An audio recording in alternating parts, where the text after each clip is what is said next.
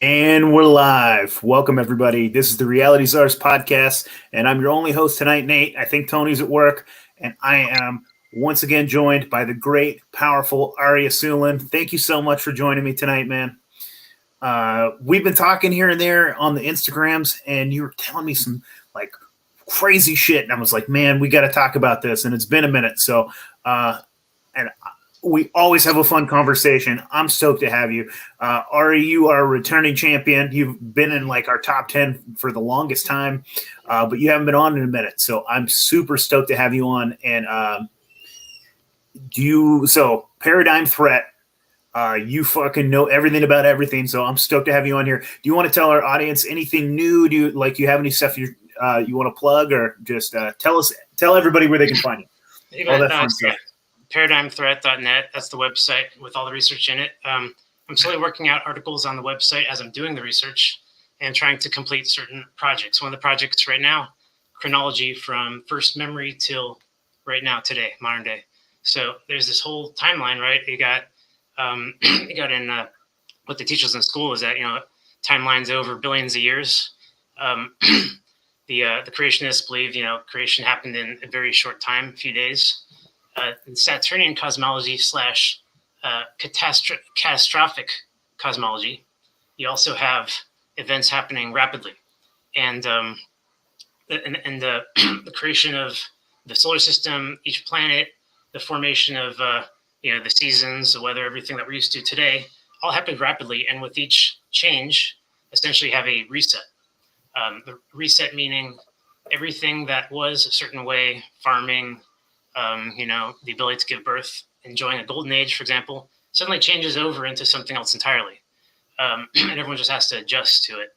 So, that could be said of World War I and II, or, Civil War, Napoleonic Wars. Every single time something like this happened, entire societies, or the world society, all of it, had to adjust to the new reality. So putting together chronology from Saturnian cosmology to modern day using Fomenko's new chronology. I'm not sure. Have I covered Fomenko on this before? A little bit, yeah. Okay. So when we talked mud flood, right, is the Eastern version of history that is shorter, and they say it's only about 1,000 years or less, and that an extra 1,000 years was added. This is phantom time hypothesis. You can find this on Wikipedia. So this timeline is much shorter, 1,000 years, and that's all the way to the birth of civilization. Before that, it's all creation events. Pretty much before 1,000 years ago, it's all pretty much the origin of Earth, mountains and so forth, and not so much what the humans are doing. So my chronology basically split in between those creation events, and then after the birth of history, I've been trying to line up the major events that add up to the causality between events. Without knowing the causality, we don't know anything. The way they teach history in school, this happened, that happened, this war happened, migrations randomly, didn't invent things for hundreds of thousands of years, and then boom, huge industrial revolutions. That's what they teach us. And there's no causality there. We don't know why things happened. The wars seem totally unnecessary and almost blasphemous. And the industrial revolution as well, all of them seem to be not to the betterment of mankind, but to his detriment. So essentially, the history they give us, no causality. We got to figure out why things happen. So, say the Crusades, the most important, significant historic religious event in modern human history. We got to understand that those Crusades, the way they teach them, they were random and they were pointless and they accomplished nothing. But understanding the real Crusades, when they really happened and why, not only do we understand why things were happening back then, we understand things in the origin times better. The effect of all this creation time on modern man, what they thought of all of it, and especially the effect that all of that has on modern events today. Because you can pretty much look at the world and you can say, none of this is resolved. Religious disputes are still active. Things are splintered. even Christianity represents major splintering, fracturing, and that we are fighting wars over them. So to understand how this happens is so important to be able to stop wars and to stop religious schism, as that's been occurring for a long time. So anyway, a lot of motivations to put this timeline together. Should I share? Would that be okay? Sharing. Let's get going. Yeah, absolutely, man. Yeah. Okay, 1 second. Window or screen. Now we got it. It's a little bit high resolution. Okay, there we go. So really briefly, the index here. So this is just paradigmthreat.net/chronology. You see the project information, why I'm doing it, all that. In particular, the length of a year changing. I'll get to that in a second. It's very significant. If the length of the year changes and the calendar changes in history, that means a major shift in the solar system. It's not some just disagreement over calendars. So we start with 4077 BCE, which is essentially right in the middle of what all the different religions around the world think the creation date was. They go all over the place. Let me show that example real quickly. Here we got 5969 BC, all the way down to 3491 BC by different religions and belief systems. Essentially, no one agrees on the creation date, so it doesn't really matter when this happened. All that matters is the order of events. This first major event, the Saturn, the brown dwarf, I'll just go over this really quickly, joins our sun, a magnetic connection, and just explodes into various planets and gas giants, forming a collinear configuration and a golden age. This golden age was completely remarkable, unlike anything that we have seen today. And all the religions knew about it, and they made all the, put the stuff in stone, in books, holy texts, and so forth. After the breaking up of the golden age, you basically get this huge shift from 225 days to, I'm going to skip a lot of this golden age stuff, to 240 days. In 3147 BCE, the golden age just ends violently. All the planets shake and break up from the system. Too much energy was being charged up there. Planets had grown to too much size, etc. So it's totally natural. Like I said, it's just like a mother bird pushing baby birds out of a nest when they get too big. It's time for you guys to fly. It happens naturally. It's not meant to be interpreted as God's will or anything like that. But it was. Certain people, the monotheists specifically, said, God is punishing us. We have to do this. We have to do that. They didn't really know what to make of the stories back then. They just wrote them down. And today, we don't know what to make of the stories, period. A lot of the mythology has crazy stuff in it that just doesn't make sense to us, like a parent eating their children and the children bursting out of the belly. And it just doesn't relate to humans or even giants. It has to do with planets. And when you finally make the connection between gods and planets, in mythology, suddenly everything becomes real simple and everything makes sense. Causality. They witness these planets tearing at each other, electromagnetic forces, cosmic thunderbolt, and so forth. And they drew these symbols everywhere. These symbols became holy and essential. So skipping forward, again, we've got another breakup of the nonlinear configuration. It goes into 260 days, but the planets are still sort of attached to each other and circling each other around the sun. This is Dark Ages. Many terrible cataclysms happen. You basically have the creation of the seasons, the creation of northern cold weather and ice. The so-called Ice Age occurred at this time, but not a billion years ago or millions, but essentially 3,000 years ago. And the creation of the seasons caused northern and southern regions to become cold, central regions to become really hot. This caused the pyramids, which are all built around the equator, to stop functioning. They were all abandoned at that point. The pyramids represented the first empire on Earth, the Pyramidal Empire, as I call it, the first time Earth was ruled by some central authority, even though they're spread out in pyramids. That authority believed that they had the authority to issue currency, and they did so under God's authority, which essentially the merging of priesthood and finance was what people consider the first Jews in history. And so the first Jews are found in the Exodus story in Egypt. Some people say they were slaves. Other people, like Sigmund Freud, say that they were the masters. Anyway, going forward into history, we don't see them anymore for a while. The breaking up of the Pyramidal Empire left the deep state in disarray. Deep state is just all those elite humans who basically use technology and God's authority and all kinds of stuff to rule other people. It's very easy for them to do in the Dark Age. People came to them for answers. But after their empire broke up in the Exodus event, they lost their empire. So let me grab that one real fast. Exodus. Sorry, I was too far back. The Exodus. After the Exodus 1492, interesting date, right? It's BCE 1492. The Pyramidal Empire is no more. The people, they don't Exodus. The Exodus means the elite leave, actually, because they're no longer ruling the people, no more servants. There's a little bit of revolt. So they're the ones actually leave and go into Central Europe, while all of the slaves and so forth stay at the pyramids and they sort of maintain them up until even Napoleon's time. Moving forward again, Pyramidal Empire of Earth, like I said, find these pyramids all over the place, and you find them today. Modern day pyramids, like biggest one on Earth built in North Korea of all places. Yeah.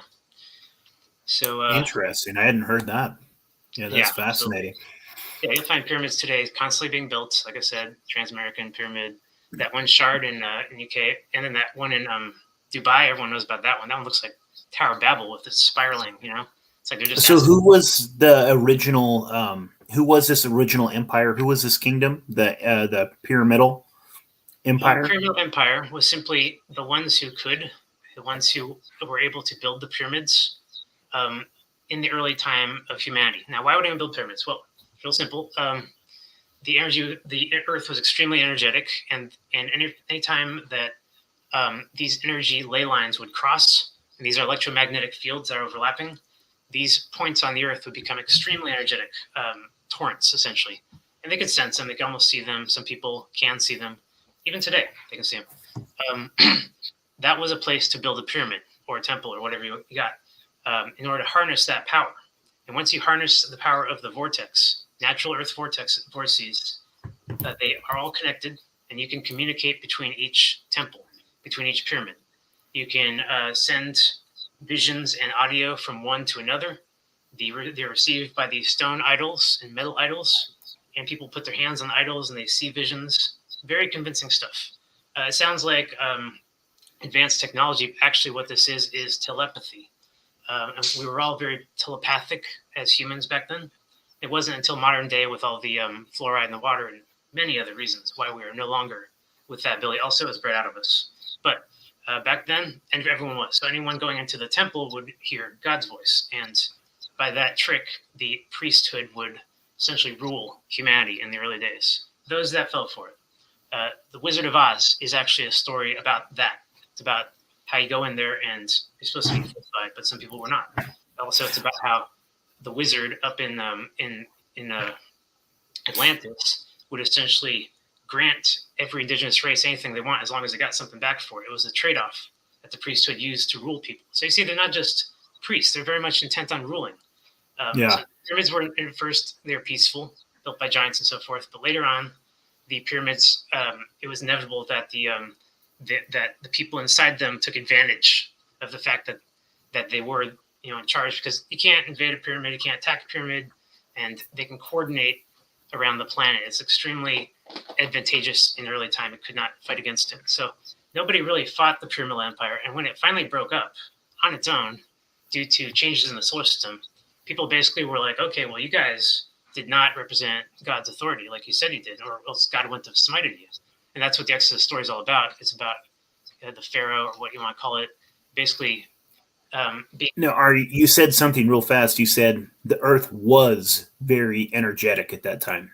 Yeah. Was it more energetic then than it is now?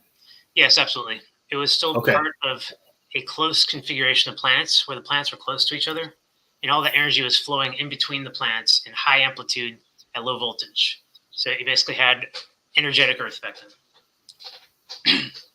So yeah. Okay, because I've talked to folks in the past, and they've talked to me, and they've said things like they think at one time that we were almost like living in a Harry Potter sort of world where like magic and alchemy really worked. Exactly. And was that like the fall of Atlantis when that kind of fell and then the magic went away? Basically, they couldn't like do the same things that they had, and so like some of those technologies just cease to exist. Absolutely, and I kind of skipped Okay. Atlantis, but that is an important period because it is the moment when I thought I had a the at the top of the Yggdrasil tree, the world tree, which is literally made up of planets. It's the world's tree. You basically had Mars, not the very top, but that was the highest place that humans could stand. It was at the North Pole of Mars, and that place, all of the energy of the entire configuration was flowing through it, and at its most safest voltage. So yes, it was completely magical. People in those locations didn't just invent technology; the technology was springing to life around them. It was like creation at their fingertips. It's not magic. That's not the word for it. It's more like, emeralds are growing out of the ground. You chop the emeralds into size, you make stuff out of them, you record audio and video into them, stuff like that. It just they didn't have to invent it. It was simply apparent to them in this one location. And so this location became Atlantis. Atlantis functioned throughout the Golden Age, and it was the best place to be and so forth. But when the configuration broke apart, Atlantis fell into the North Pole of Mars, which is where I believe it is today. So let's move ahead. Unless you got any more questions about that? No, not yet. Awesome. Cool. So Venus was interesting. That's the angel of death, which basically flew right out of Jupiter, and that's what convinced everyone that the Osiris or Ra god was not one god, but actually made up of several parts, and that's where the myth comes from. Osiris was chopped up and buried in the Nile by his enemy Set, which Set is literally the setting of the sun or darkness. People had not encountered darkness until. Ari, I had a real quick question for you. Sorry, but this is awesome. I was just curious about this because I'm sure maybe we've talked about this before. Do you believe in any creator at all? Do you think that there's any gods at all? Is there anything like that, or is everything that we've ever interpreted as God something more astrological? Let's just say I don't believe in a deity that influences human affairs, that kind of thing. And the metaphor for a creator god can be easily found in Saturnian cosmology, and then the metaphor for a spiritual god can easily be found in Gnostic religion, or say the etherical religions. So honestly, it's like a multi-answered question there. But as far as monotheism, no, I don't. I gave that up when I was 14 years old. I was raised Jewish at the time, and I was reading the Torah and all of this stuff. So they did make a dose of it. I just couldn't accept it in its current form. Okay. All right. That's fascinating. I just like whenever we talk about like these big things that happen, because sometimes, dude, I don't discount some of those early stories and maybe even like things maybe like the Anunnaki and things like that. Do you think there's anything to any of that, or do you think this is all just explained through like astrological things that have happened? Oh yeah, it's actually very simple, and it's about scale. That's a key word here: scale. You hear about these Anunnakis, these gods at the early creator times, and they created. They made stuff. So who are they? Well, in this Sumerian tablet, you got this wheel on top of a mountain, and that's definitely the wheel of heaven, which you see in all of the other civilizations. So that's a match for Saturn and Mars and Venus. But down here, you see this giant guy, and he's wearing a crown, and people are like, oh, that's the Anunnaki. Okay, well, so who's that? Well, that is a giant. And giants were very big in the early, very big. They're mountain size in the creation days. They came down in size and scale since then because it's actually extremely difficult for giants to live in non-energetic environments like modern day, lightning strikes and so forth, tedious environments. They started to get smaller as soon as the Dark Ages hit. So anyway, the Anunnaki more or less are the giants. You can also find them in the Mormon Bible. They are the Nephilim or Nephites, and the Nephilim were they had their own chronicles. They said, hey, we came from the Tower of Babel, and after it fell, we went to America. They have all this. They spell it out in the Book of Mormon. They were just giants who were alive, and the Tower of Babel isn't a location; it was the entire configuration. Everyone remembered the day it broke down, the end of the Golden Age, and everyone who chronicled their history, which most families did back then, basically said we all came from the Tower of Babel. That's when we left the collective. That's when we stopped being able to telepathically communicate, and that's when people were forced to migrate away from the northern regions and into the equatorial regions. So kind of spanning a couple of topics there, but that's it. I don't believe that you're going to find a magical deity type figure like in the movie Prometheus, for example, that is just so above us that they created and invented humans and the DNA and set in motion everything, because it's not necessary, because we already know how all the planets are set in motion. We know why humans and animals exist. We have literature, endless literature that tells us exactly what happened. And the only thing we need to do is interpret that literature correctly and try not to dismiss all of it, because honestly, we do dismiss all of it. So let's go to the where we left off there. So yeah, the interesting thing about Venus. Venus represents an energetic event, this encounter with the sun in 1442 BC that's found all over Asian art. You always see the dragon, which is Venus, regarding this shape, this fiery ball in the sky that looks like a sun.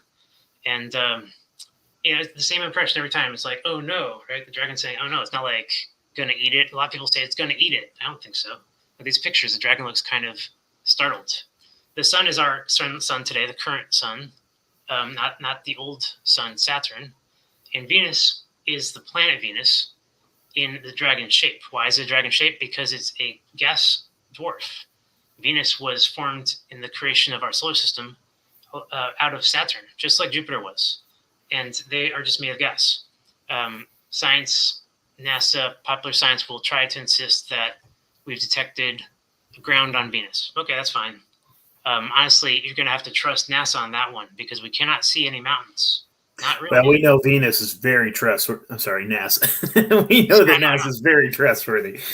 Believe everything they say. Their reputation internationally is a lot worse than their reputation here in America, actually. They've been. That's funny. Yeah. So Venus approaches the sun and stops and reaches its current orbit where it is today. That's an energetic event. That means something energetic happens. We see the same thing in atomic physics when electrons jump states in atoms. Each state is a layer around the nucleus, and electrons, when they connect to molecules, they have covalence, they jump up or down. Venus was jumping down into the sun because it's made of gas and charges quickly, but it reached a state, a level where it's at equilibrium, where it can't go any further without falling back, and it stopped, and everyone saw Venus stop in 1442. Very interesting. Cathodes and cathedrals have a connection, of course. Cathedrals are all built as giant cathodes to absorb energy.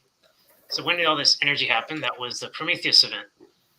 Prometheus story, everyone knows, it's the Greek god that gave humans technology, fire, I suppose, and then got punished for it. So Prometheus is Mars.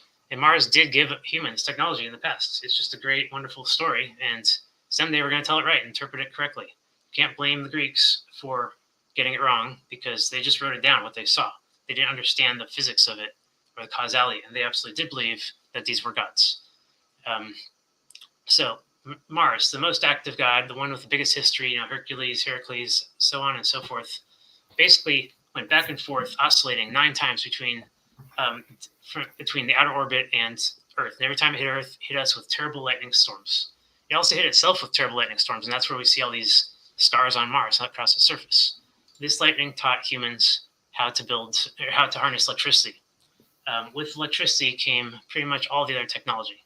So Mars and the interactions with Mars represents the end of cataclysmic events and the beginning of human history. From now on, it's all up to us. Just regular seasons, no more, planets showing up, or gods, whatever you want to call them, and striking us down, and us not knowing why, and deferring once again to the priesthood to take over and take advantage of the situation.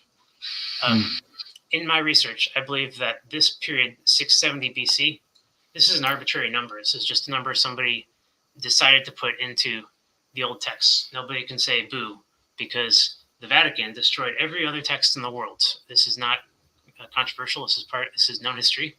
And they redacted those texts into the Gutenberg Latin Bible in 1452, which is quite different from the Cyrillic original Bible, and has new dates especially. But if you guys, if anyone listening is familiar with Bibles, if you've gone to church a lot, you might actually agree that they don't talk about dates very often. like to just focus on the events. This was Exodus, this was Moses, this was the flood. And they don't say, by the way, kids, this is the year. You have to go to a good teacher, a good Sunday school teacher that cares, that decides to make their own content to show timelines and stuff. But the Christians are kind of phobic about timelines, which basically are teaching them, which basically means that's the Vatican Church I'm talking about. She's phobic about giving away their secrets, and timelines are their secrets, one of many. These guys are the ones you have to trust with this date, 670 BC. So my opinion, I believe that this is the same date as the year 1053 in the beginning of human history. And why do I believe that? Because we know that this number was made up. That is Fomenko's main theory. And the theory, like I said, the phantom time hypothesis, which indicates that the Vatican was in a position to modify the timeline and then lie to all of us going forward. And they said that there was a Roman Empire, which there really isn't any evidence of. The Holy Roman Catholic Church today will admit that they have no connection to the Roman Empire, even though they share the name Roman. So there's a lot of big clues right there. So that's just my opinion, that 670 BCE till 1053 CE is the blip, that there is nothing, that there is no history there. It's just made up. And so we can move right ahead to modern day, where now all the humans have technology. They built cities all over the planet. Things are pretty peaceful. There's no money. There is no war. There is no slavery. All of these. When is this? This is 15. Sorry, I keep saying 15. This is 1053. Gotcha. Okay. Just under 1,000 years ago, basically 970 years ago. All the cataclysms are over, and now basically start to have the sun as the one only God. It replaced all the old pantheon. All the old gods are gone. Specks of light in the sky, and all anyone sees is the sun. The sun creates the seasons. People become aware of 13 months originally, and then the 13th month started to shrink, became unlucky, representing the unlucky number 13. The sun, though, was the new indigenous religion of every race on the planet. It wasn't until later, with the Vatican redaction of the Bible, and with the Jesuit expansion all over the planet, converting everyone to monotheism, was the sun or sun god combined with the human historic Christ, who also did exist. You got the sun, which is a thing in the sky that provides heat, warmth. It can calm the storm. It can provide abundant food. It can cure the lepers. All of those kinds of miracles and attributes. And on the other hand, you have this historical Christ figure who was crucified and made such an impression on people until modern day. So for me, I focused immediately on the crucifixion, and that's when I found Fomenko's new chronology, where he talks about the Russian version of Christianity. It's completely different. It's completely different. The Russian version of Christianity is just like it just happened over there, in that location, and we know because it's all still there now. And the Western version of Christianity is people reading Bibles and believing in stories that did not happen in the place that they live. The Exodus, for example, happened in Africa, but the Europeans kind of stole it from the Africans. And it seems that most of the Israel history happened in Russia. And it seems that a lot of people believe that Israel is in Palestine today. That is because the Jesuits insisted on that location. That's when they were created. They started expanding all over the place with their pilgrims, and they went past Istanbul, the original location. They went straight to Palestine. They found the Al-Aqsa Mosque, and they said, "This is it. We found the ruins of Jerusalem." Those poor Palestinians, dude, that are getting their land stolen for a lie. Yeah. It's pretty terrible. I'm not saying he's right, though. I'm sure you can tell who I agree with. But I'm just saying that the Russians have a totally different version of all of this. And is that version? We've got a couple comments here. So the first one is from Gareth Boland. Gareth says, I've heard info about the Knights Templar being the first banksters, but we were kind of talking about that they might have actually been the Jews, is what you said earlier? Is that what you said, like with the Egyptians? Is that what you were saying? Well, that's a good point. I'm not too familiar with Knights Templars unless they're associated with the Crusades, those Templars. But when you talk about the ones that are also bankers, with the Crusades, you start to see They started doing a lot of banking, huh? Yeah, Sorry, you saw the go ahead. reissuing of currency essentially with the start of the Crusades. You went from a planet where nobody had money, everything was essentially trade, and into one where the church was issuing coins essentially. So yeah, hey Gareth, how you doing? Kingdom of Zeal, Chrono Trigger. Yeah, that's the one. Chrono Trigger, that game, it's predictive programming, contains all kinds of references to our historic past. Kingdom of Zeal, of course, Atlantis and its great fall, and then this Dark Age period that happened afterwards. All of it, even the Crusades, is part of the story. It's a very significant part of history, and unfortunately, dystopian future, which we're headed straight towards. But I'm not getting into that. Let's get to what happens with the Crusades here, because I'll answer that question. Okay. So Andronicus Christ is his name, was born in the Crimea. He is a giant. He's a hairy giant. How do I know this? Because a lot of the paintings of him and his mother. Jesus was a hairy giant, and yes. Are those his titties? Well, that is Mary. That's his mother. That's Mary. Okay. Giant. Unfortunately, it is the fact that she was a giant that got her into all this trouble in Crimea. Now, Crimea was not a place the giants lived. They all came from. Ari, just quick aside. Yeah. Do you think that possibly that's where the legend of Bigfoot comes from? These big hairy giants. I'm Sasquatch, a big Bigfoot guy. Yeah, and I definitely Sasquatch. Do you think that they are a race of giants that are still around today? Oh yeah, absolutely.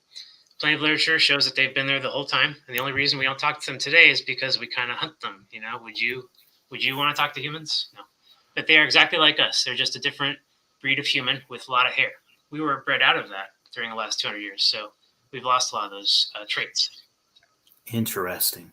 Okay, and I think that you're probably going to touch on this, but my homie here, Drew from You're Missing the Point, says, I'd love to hear Ari's take on Khazaria. Are you going to... Okay, cool. You bet. I would like to hear that too. So that will start about 15th century. Okay, cool. So we're in the 12th century. A giant named Katya, I don't think her name was Mary yet. That's Western. Katya was born in Katya, it's a location that was named after her later. Western Tataria. Tataria is also a Western name, but this is the center of the Rus Horde Empire. I won't pull up a map because I know a lot of people research this stuff, but the Rus Horde Empire, the first empire since the Egyptian one, the first one to appear in this time, appeared as a result of this story. That region was nothing special. There was no cities there, just a bunch of giants living out in the wild where small humans didn't live. And they traveled to Istanbul, Turkey. Now, why would they do that? Because they were, they're at war with the smaller humans in Istanbul, which they built this big castle fortress. Essentially, it was the Trojan fortress is the same fortress as Jerusalem 1, the first Jerusalem, the ones that humans built. That was in Istanbul, and the Russians would insist on that. The Bible confirms that was the location of Jerusalem 1. Now, I believe that was just a location to fight giants because castles aren't good for fighting humans. The Trojan War proves it. Humans get trapped at the castle and blockaded from supplies, and then they lose the war within months. So it only is any good against giants. And you'll find a bunch of castles in England because they're all hunting giants over there. So back to the point.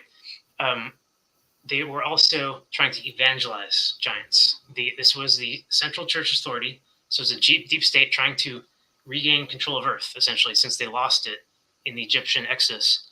And their main enemy is giants.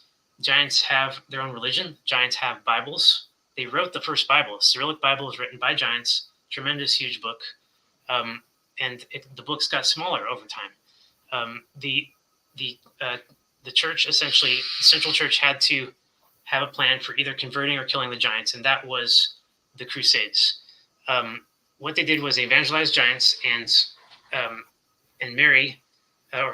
Katya had made it as far as Crimea, but then she got pregnant. And at that moment, all the giants were again being attacked by that Central Church Authority, which was redacted into the Bible as King Herod driving out the Jews, or whatever you want to call it. Instead, it was just the Istanbul Turkish attacking the giants in Eastern Europe. So Mary Yeah, Katya, she was pregnant, and that was the problem. She couldn't get away. She was stuck in Crimea and couldn't migrate fast enough to not be attacked. She was overcome by the Turkish church authorities, and they found her essentially in a stable. Why? Because she couldn't fit in the inn. The Bible does not explain why she wasn't allowed in the inn, but if you understand that she's a big giant, then you understand that they put her in a stable because that was the safest place for her. Now she was unable to give birth. And there were no other giants around to do it. So you gotta understand the humans were kind of at a loss here. This is a really unique situation. And the smaller humans decided to give her the first cesarean section. Maybe not the first, but the first one that made it into history. According to Fomenko, the Andronicus Christ, aka Jesus Christ, was reflected in many other characters in history, like Muhammad, and especially Caesar of Rome. Caesar of the fictional Rome was known for having a cesarean section, which is what he's named after. And it's that fact of this real story that is what Caesar is actually named after. Otherwise, it's completely random that he was named that. So Katya had a cesarean in a stable, and they cut Christ out of her. Now, why is he called Christ? Well, Christ means anointed one. That's all it means. And anointed because she didn't have, or they weren't aware of, the father. Probably because of communication issues, honestly, culture clash and so forth. But everyone thought there was no father. And maybe it was a virgin birth. It really doesn't matter because that's not completely unique. It's just rare. And so this essentially this virgin birth happened, and everyone's like, look at this special giant. He's special. He's different. Not as scary as the other ones. He got attached to humans, and the humans brought him back to Istanbul, to Jerusalem, where he was initiated as a rabbi. But he's not just like any other rabbi. He's a giant rabbi. And they're thinking, all right, we got one. Let's convert him and send him back to Crimea. He will convert the other giants. It's all just part of the same simple plan. Problem is, Andronicus Christ has just a little bit too much influence from his upbringing, from his mom. And he remembers the old Bibles, polytheism. He remembers the end of usury. He remembers the fall of the old empire. He's just a little bit too intelligent for them to convert, and he causes trouble. He says, you guys have no authority to charge a currency. He knocks over those currency tables right there in the church. He says, you guys can't connect these two things. That's blasphemy. They, of course, say, what do we need to do about this guy? He's causing a revolution. They of course, they make this plan to bring him down. Now, killing him, that's not good enough. That would just draw the giants into suspicion about the whole thing. They would never come again. They needed to bring the giants to Troy, to Jerusalem, for a war. They're trying to eliminate them. And this war could only happen if they essentially humiliate the giants. That is the nature of the crucifixion. They said, you're one of us, Christ, you're a rabbi. If you really believe in God's authority, which you said you did when you knocked those coins over, then you will expect that God has given us instruction here. You are not the savior. Everyone's looking for that next savior after the sun showed up and saved everyone. A lot of people said, the monotheists are wrong. There isn't going to be any more saviors after the sun, but they're still looking for that one. And when Christ showed up, they said, well, he thinks he's the next savior that they are so obsessed with. Whether he said that himself, doesn't matter. They accused him of saying that he was a savior. And they said, because of that, you're going to be punished. You're going to take a giant cross and drag it yourself, because no one can carry a giant cross for a giant. Bring it all the way up to that hill on the Bosphorus River in Istanbul, and essentially lay down on the ground. And let us set up the ropes, and then let us put it up. I don't think he was stabbed with 9-inch nails. I don't think that was necessary. Maybe it was. Giants get stabbed a lot, and they heal very quickly. What really happened was he was hanging up there. A crowd of humans came. They're like, okay, it's that giant. We're so afraid of giants, but this one's tied up and obedient. So they sneered at him. They threw stuff at him. And they said, we're not afraid of you. You thought you were the savior. You thought you were going to convince us that our church religion, monotheism, was wrong. This is just a ploy that the priest came up with. It's very effective. It's kind of childish, but it works, and it worked. And his followers sort of, he said, oh, I didn't follow him. He was denied by many of them. And he sort of just went away he sort of went away in everyone's mind. Like, that's over now. He got crucified. I do believe the priest timed the crucifixion for an eclipse, a solar eclipse. That's probably true. And they were in charge of the zodiac. It was one of their secrets. And they probably knew every eclipse that was coming. So just to kind of imply that they had God's authority and that there could be an eclipse, no one's going to save Christ, and all kinds of visual messaging without having to say anything. That's the nature of the crucifixion. Now, I don't think that he died. I do think he was stabbed. People stabbed him and stuff, but giants are very hard to kill. There's paintings of him being brought down by his family, probably alive. And then there's constantly, in different indigenous histories, references to seeing Christ later on, second revelation.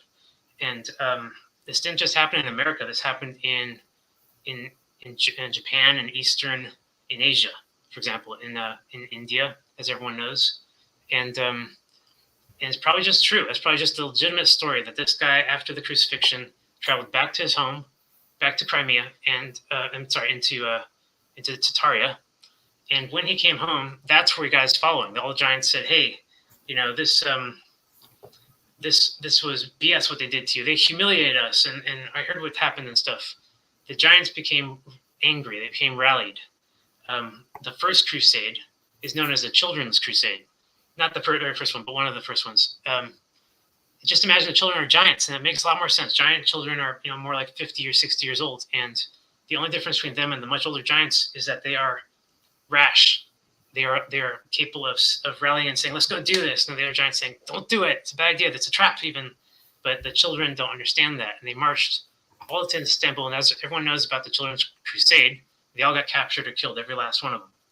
So the Children's Crusade, assuming that they were giants, is my evidence that the Crusades were nothing more than a giant, no pun intended, trap to take out giants and to dislodge their religion from people's minds. You have to understand the giants were the demigods of history. Everyone just went to them for religion, assuming they knew everything, that they're oldest, and they had the Bibles. Like I said, they wrote them themselves. We have a couple more comments here. So Drew says that I'm not familiar who this person is. Maybe you know this. It says, so let me pop it up here. Zana was a large hair person in the Far East, Russia. So yes, hairy people are big in Russian lore. And then he also said, could he have been a giant human hybrid like a demigod? And you just said demigod. That's fascinating. See, a lot of people focus on race. But if you look at early literature, you notice that a lot of them say things like humans and animals were the same species in the Golden Age. It's very hard for us to accept or understand today, but I do believe that Golden Age was such a time of creation that animals were being created rapidly, and from human to animal to human back was very easy. You got humans with bear heads and dog heads throughout Russian literature. So I think we're all just one race. I still do today, and that includes the lizard people and the cold-blooded humans and the scaly humans and every color, you name it. So not really a hybrid of anything, aside from lineage. Intermarriage. It's about it. Interbreeding. Ari, do you think? Did you just say that? Do you think that animals are also we're also humans and animals, or we're all one race? There's no denying that we share 99 point something % of DNA. Isn't that correct? I'm just curious about. Is it wrong to eat meat then, or is it? That's a big I love steak. Yeah. Just because I think I have grasped my history doesn't mean I would become any kind of authority on ethics. Let's get back to the story real fast here. Okay. Yep. Here's I like to collect these images of giants being attacked in history. There's plenty of them in every country. This is in Mexico. Interesting. This is a crazy picture. The Black Book of England. A very big clue that the English were very racist against giants, which they still are today. I mean, heck, Tolkien was racist against giants, constantly made them the bad guys, had to split them between Ents, giant Ents, to create a good race of giants, that were like trees, essentially. So all the literature is anti-giant coming from England. It's very rare when you see anything pro. And like I said, that relates to directly what I was saying about the Crusade. Troy was created specifically 3 layers to draw giants and to attack them. When the Crusades occurred, within 10 years, the giants eventually won. That was the other part. A lot of people don't really know how they won. A lot of people say Trojan horse, which makes no sense, and also has no literature references, period, aside from the Iliad. So you really can't trust the Trojan horse.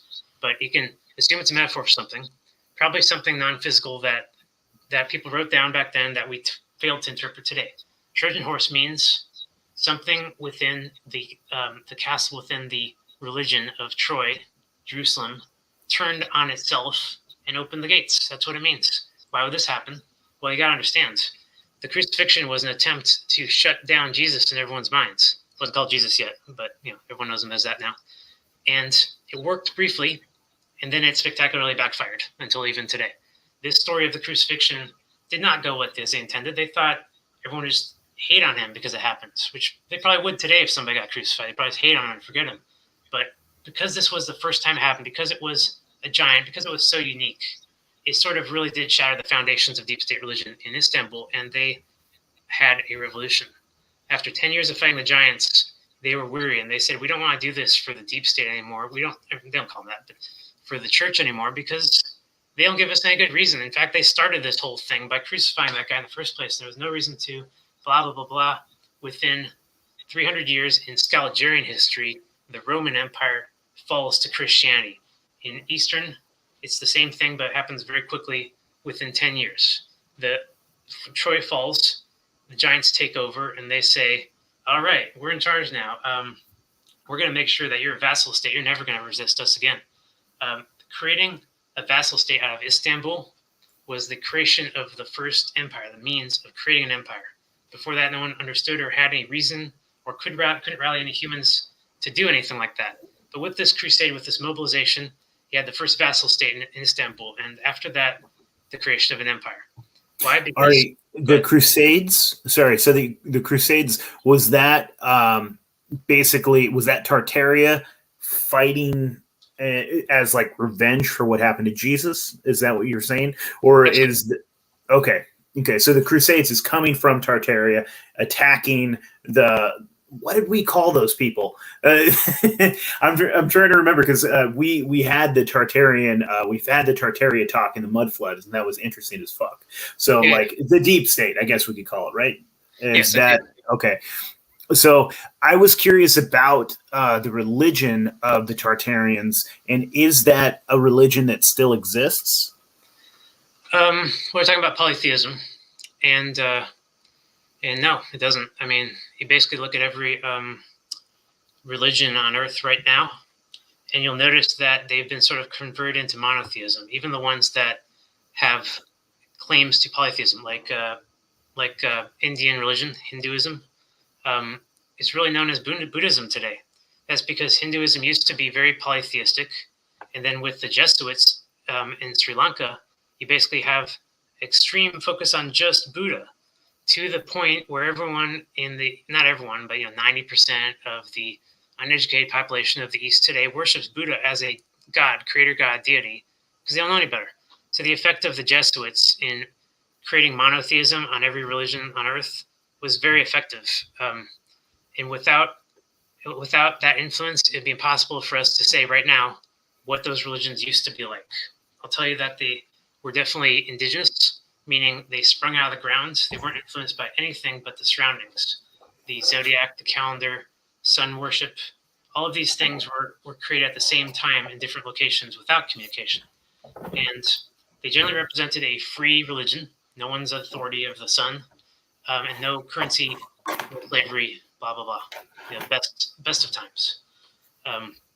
So, like I said, I can't really tell you which religion they are, but today they're called pagans. Like the pagans are the ones who worship the old gods. Well, yeah, but there was a time when everyone did. They accept the sun as the savior, but they still worshipped all of the other gods. And the biggest evidence I have is days of the week. We still have 7 days of the week. I have a feeling the deep state would love to get rid of them if they could. No days of the week anymore, just a calendar, because they still have the names of the old gods in them. Tuesday, Wednesday, Thursday, and we did that for a reason. We didn't want any one of the gods to have superiority over the others. It's a very fair and balanced way of looking at life. It's also called Gnosticism, because Gnosticism means knowing. It means we know what's happening. We know what the gods are, and we see them. They're right over there. And agnosticism and also modern religion, monotheism, is more or less the belief of invisible, or the non-belief of the invisible. In other words, we don't know. We just don't accept what the church is saying. So like I say, back in Gnosticism, people knew the reality. There was no religion. It was just science. Religion and science was essentially the same thing. Interesting. Okay. Interesting. Okay. So the Rus Horde Empire, as it's known by Fomenko, Russian Horde Empire. Horde meaning it's not uniform in any way. It's a bunch of vassal states that look very different. They act different. And as vassals, they get to keep their sovereignty and run things however they want. That was the first empire. And like I said, they're more or less idyllic. There wasn't anything wrong yet. And over the next 6 centuries, this Rus Horde Empire would completely fall into corruption and ruin until 1775. It would finally completely fall apart. So before that, the first major event that caused the Rus Horde Empire to go from just a nice, like we're taking care of the mail and we're building aqueducts and stuff, into a slave empire that will come and kill and convert people, was the apocalypse of 1492. Now we got an interesting date there, 1492, right? That's supposed to be the Exodus date. So let me skip ahead to that here. Also, it's supposed to be Christopher Columbus. Right, yeah. So why did they choose this date? Well, just remember, as they could add 1,000 years to the timeline, they could choose any date they want. They chose 1492 because that is the reverse of the date when they lost everything. They lost control of the world. And in 1492, the deep state was going to take over, not the Rus Horde Empire, not that their tool. That empire had been created on its own naturally, but over the centuries, the deep state would invade it from the center, convert its religion from the very top, and even infiltrate its royal family with foreigners, to the point that the Russians, over the last 400 years, were pretty much convinced that they were being run by foreign aristocracy, the Romanovs, or Tsar Nicholas, for example. Those guys were no longer considered Russians when they went out. So the were they still related to the Giants, like the Romanovs, or was that like a deep state takeover? Were the Romanovs still were they still Sasquatches? Like when did the Tartarians you're saying were these big giant hairy people? When did it? But over time they started to shrink, right? And do we still have those descendants? Like, are Russians more? Do they still have giant lineage, or were they kind of mostly killed off? Or they would say they did, but since we're going to get into the reset, and I hope we have enough time for that. We have another hour, right? Yeah. So we'll get to reset. I'm going to tell you what happened to all the giants, how they're all wiped out at once. Okay, great. And but yeah, until then, yeah, we had giants. If you look at Europe, especially Central, you'll see giant doors. I mean, really big doors in some of those cathedrals. They open too. They're not just for decoration, and they're to make sure that the giants could use the churches. And the more west you go with the Gothic churches, they're like dark and foreboding and stuff. They have small doors, and they, sorry, giants aren't allowed. So you can tell there's some politics there. But before that, let's do the apocalypse. So why do I say apocalypse? Well, according to Fomenko, the Russians do believe that the Book of Revelation was based on a chronicle that happened in this date. It's an event that happened in the past. The apocalypse has already happened. And it wasn't necessarily the way that the Book of Revelation says it went down by God's will, but it was essentially the same thing as everything the Book of Revelation said happened, especially when it comes to the horsemen, and especially when it comes to everyone being killed all at once. So how do we get into an apocalypse here on Earth long after the cataclysms ended, long after we had no reason to go to war anymore, especially something as crazy and insane as genocide, which benefits nobody? So let me back up just a little bit. In 1421, completely randomly, a meteorite falls on Yaroslav, which is right next to Istanbul. It's a huge piece of metal. It's reflected in the Bible, and it's eventually became the source of the Damascus blue-out steel. This steel essentially was so dense they mixed it into swords, and their swords became superior and cut through other people's swords and shields. 1421, the deep state had a weapon completely land in their lap that would allow them to essentially start the next war. Now they just needed a reason. So in 1468, they basically started, let me jump ahead here. Okay, so I skipped the reason. Sorry. In the 15th century, the early 15th century, Western Europe, which had been conquered by the Restored Empire and sort of brought under their vassalship, they were resisting. The beginning of the Reformation, the beginning of the European Schism was happening. And in places like Mount Vesuvius, what's that one Roman town there?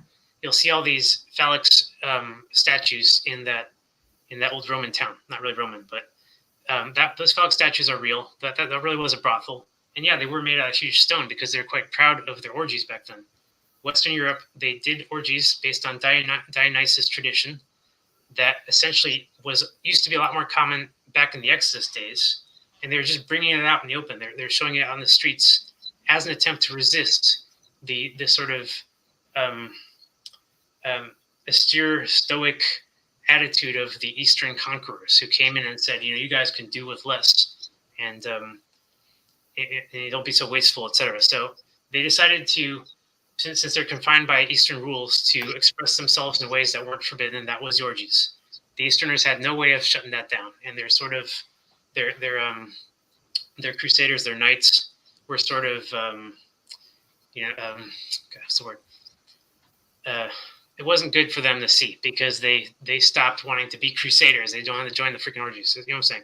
There's a bad influence on these. So eventually, they had this good reason to attack Western Europe, and that was the outbreak of venereal disease. It only took about 30 or 40 years for Western Europe to develop them and to start spreading east, to cause enough problems for the Easterners to say, wow, we need to wipe these people out or else we're going to die. And if you don't believe me that humans can be rallied into that kind of mentality, just look at the last 2 years of our history right now.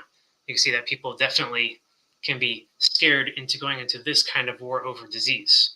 That was the nature of the revelation, of the apocalypse.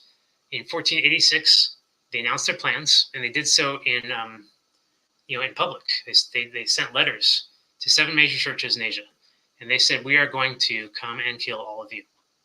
And the only ones who are going to leave are the ones who are not diseased. And the only reason you wouldn't be diseased is because God is protecting you, or you've been loyal to our religion, or whatever you want to call it. So this crusade happens, another crusade, apocalyptic crusade, and it is so bad that it wipes out a huge amount of Western Europe. It's also known as the Ottoman invasion. And after the dust settles on this terrible war, 1492, everything changed. The religion of the West stopped being promiscuous. They dropped all of their orgy stuff and became extremely prude, and kind of talk about sex was forbidden. That attitude has lasted into modern day in the West. In the East, their religion was shattered. They went from a polytheistic,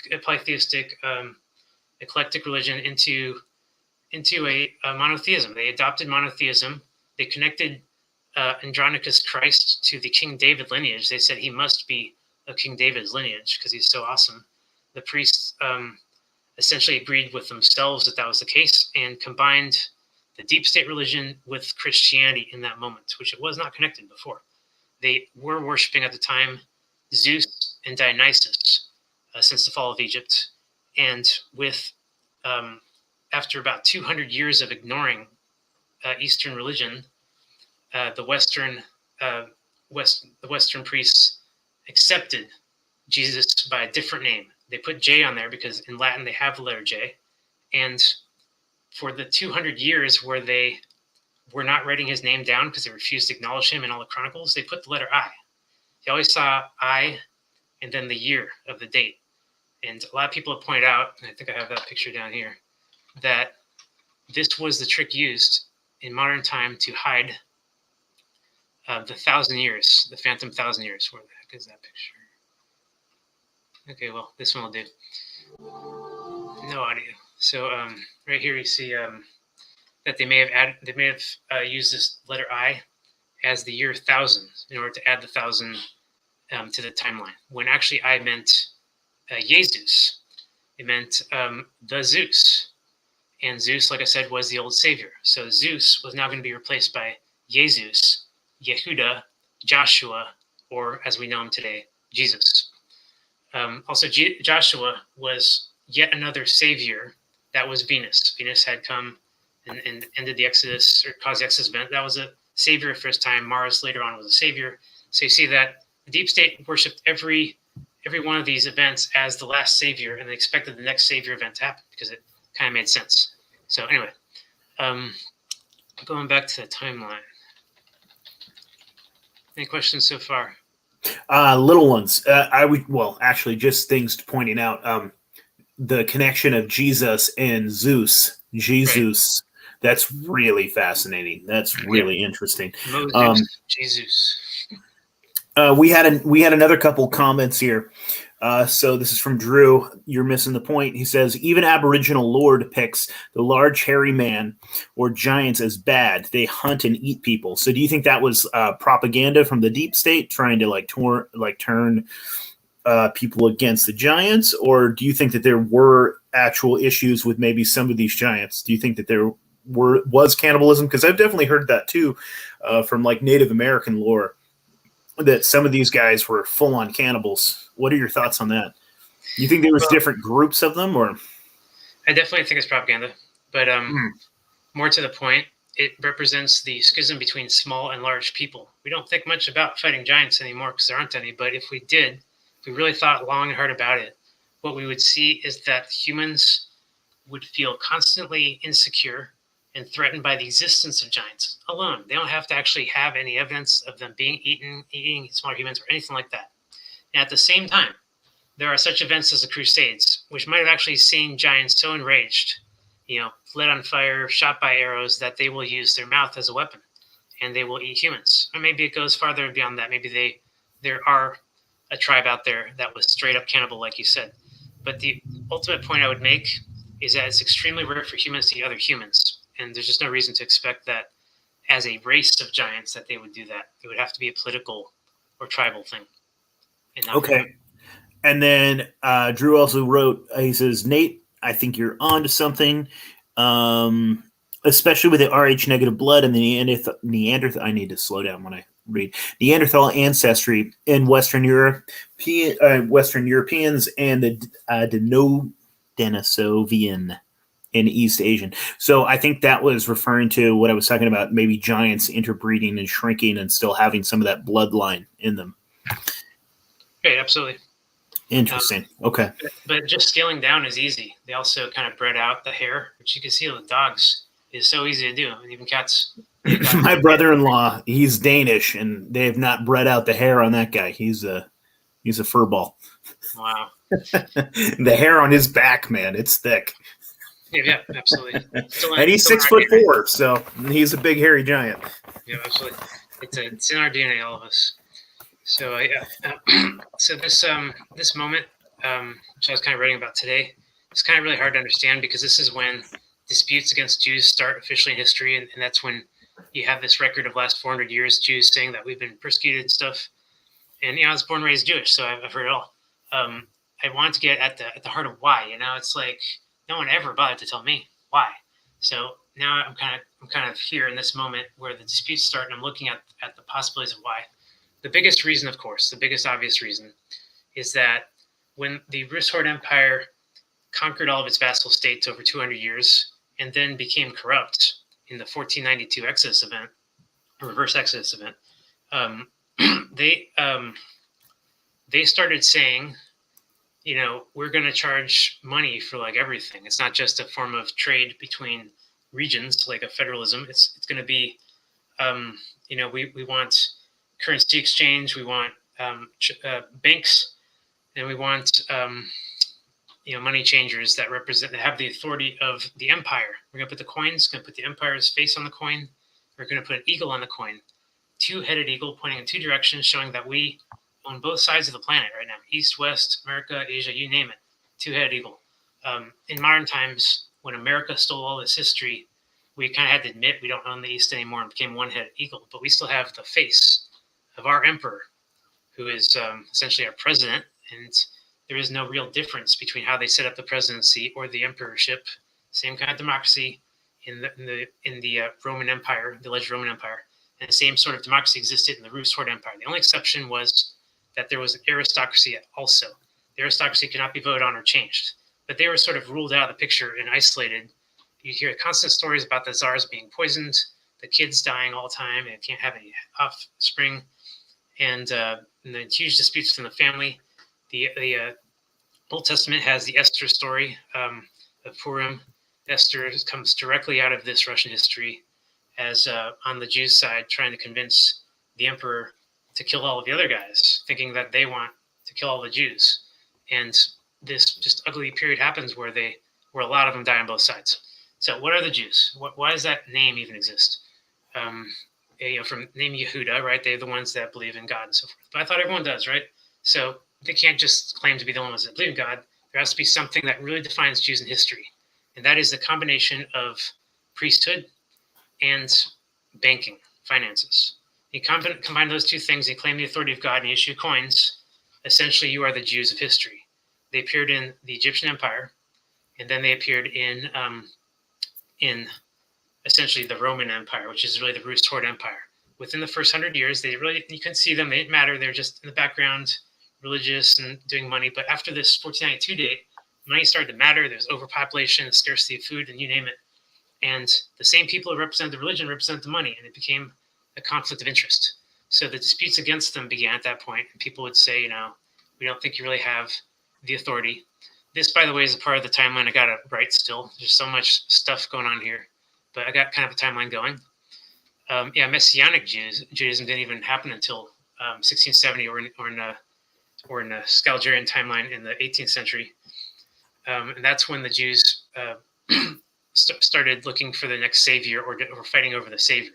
Before then, they didn't talk like that. They're just in charge of the empire, the vassal states. They just ran things. They did the money, of course, but they also did communication, the mail and food, big time food. After this spread of disease, they got on top of the exchange of food, selling of food, and they said, no, we got to check all the food now. We're going to create kashrut law, and we're going to say, not only are we verifying everything, but you can't even sell certain things anymore, like pigs. Like, forget about it. Pigs were a huge problem in the apocalyptic disease spread. So the Jews basically became in charge of food. Like I said, it goes so far beyond religion and finances, and it's almost every matter of life. And so they didn't look like they look today at all. They looked like Muslims. They had turbans and stuff, and they didn't look like they did in the Catholic Church, which started with the French and Spanish during King Louis's time. That's when they started putting on the big red robes and they put the kippahs on, like the Jews did. But it still didn't look like Jews yet. And the modern Jews didn't look like they did today until literally until after the Napoleonic Wars, when Russia was invaded by Napoleon and that entire region broke apart. So let me get into that time, because that's when we get close to the reset. I don't have the reset on here, but let me switch over to mud flood. So yeah, my theory, the mud flood energetic event, basically is that in 1812, this religious schism that I've been talking about led up to yet another crusade, another big rallying of humans for religious purposes in Europe and Asia that ended up being so devastating that it basically scarred the surface of Earth and caused the Great Reset. The greatest reset, meaning people think that in the 19th century, some sort of a mud flood event happened that was so devastating that entire regions were buried, 10, 20 feet with mud, castles, houses, you name it, all parts of the planet. The mud flood theory is researched separately. You can go to stolenhistory.org, for example, see a bunch of people talking about it, mostly control op agents, but no one answers the question, why did it happen? And looking at this history and looking at the literature of the history, I noticed all kinds of facts that were sort of popping out at me. The 15th century up to the 18th century was an advanced time. People were inventing every technology that you can imagine, but they weren't trying to control it yet. And there was no usury, and there was no Thomas Edison, there was no meters. And with that kind of environment, basically you didn't need certain things. You didn't need computers, and you didn't need videotape, recorders, and audio tape, because you can use advanced stuff like crystals, and it's just so much better. And you just tune the crystal to different frequency and have infinite index, infinite data, infinite capacity. Things were way better back then. So this period of technology, which humans did enjoy, free energy. You can look at the old cities, and you can see that they were constructed in a way that shared energy between the buildings, red brick or other types of bit brick, and that they shared energy through water canals and so forth. And the cities were light. The most brightest city on Earth was France, City of Lights as it was called, and it was a center of technology. And so with King Louis's reign, with the expansion of the Jesuits all over the planet, trying to convert everyone to monotheism, and eventually into the French Revolution and the Napoleonic Wars, France had really advanced technology. They had the best stuff that could be invented. And they did so because the deep state was attempting to take advantage of suppressed technology to win another war. Every time they won a war, they got control of Earth. And it was time for, since the Russian Horde Empire was falling, 1775, on its own, it was going to create a power vacuum that somebody has to fill. And so the French, under Louis, they created this plan to invade Russia. The Jesuits had always planned to invade Russia in a counter crusade. And with the expansion of the Jesuits, they went all over the world and they got all kinds of allies. They went to Egypt and they got a bunch of black slaves that they found there, and they brought them to France, which is why France has black people immigrating there early from Africa, from Egypt. And essentially this invasion of Russia was planned. But then the plan was so hard on the French. Their rights were being stripped away. They were being invaded by immigrants. They had no way to hold on to their land and their sovereignty, that they went into a French Revolution. Deep State saw this French Revolution coming, and as they always do, they split the opponents in half and created their own controlled opposition, known as the Reign of Terror, which you notice it's always capitalized in all history books, Reign of Terror, because this was the first terrorism in history. And as a lot of conspiracy theorists believe, terrorism is usually false flag and fake. It was here too. The Reign of Terror was completely fake. It was the rich people hiring the poor people to kill the other half of the poor people. That's what they always do. And the smarter way to do that was to fake go after the rich people. So the rich people, the elite, they're mostly associated with the Catholic Church. They called themselves the Council of Elders. These guys came up with this Reign of Terror plan to control the French Revolution and its outcome, which was successful. Their outcome to control it worked. And they had the terrorists of the French Revolution guillotine all of their enemies in their upper class elite circles. It was just so smart, for them to do, and it worked. And the French were taken in, and they didn't know any better. And so the French Revolution ends, but they haven't solved the main problem: is the power vacuum of Europe.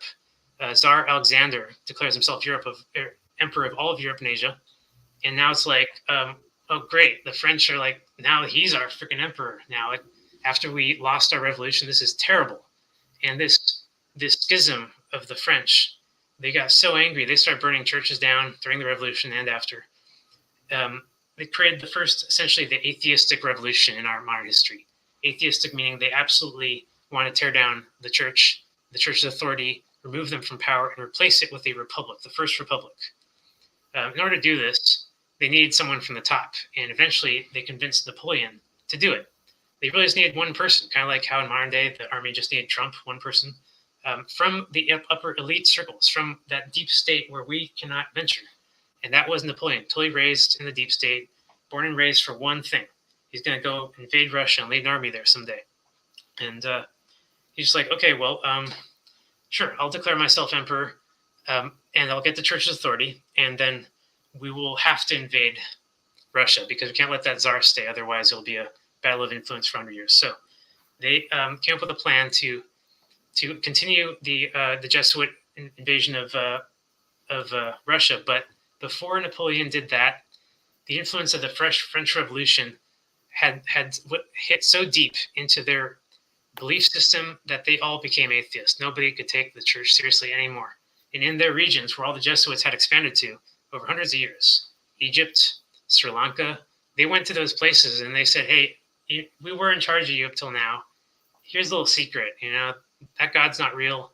We came and we told you all this stuff. Here's your real stuff, by the way. Napoleon completely ruined the plan. I have a lot of evidence of this. It's just that historians don't accept any of it. The Napoleonic Wars are completely overlooked and underplayed, and a lot of people research them and say that they're completely fictional. what you see in the Napoleonic Wars with all of the battles, all of the troop movements, you'll notice that they're constantly using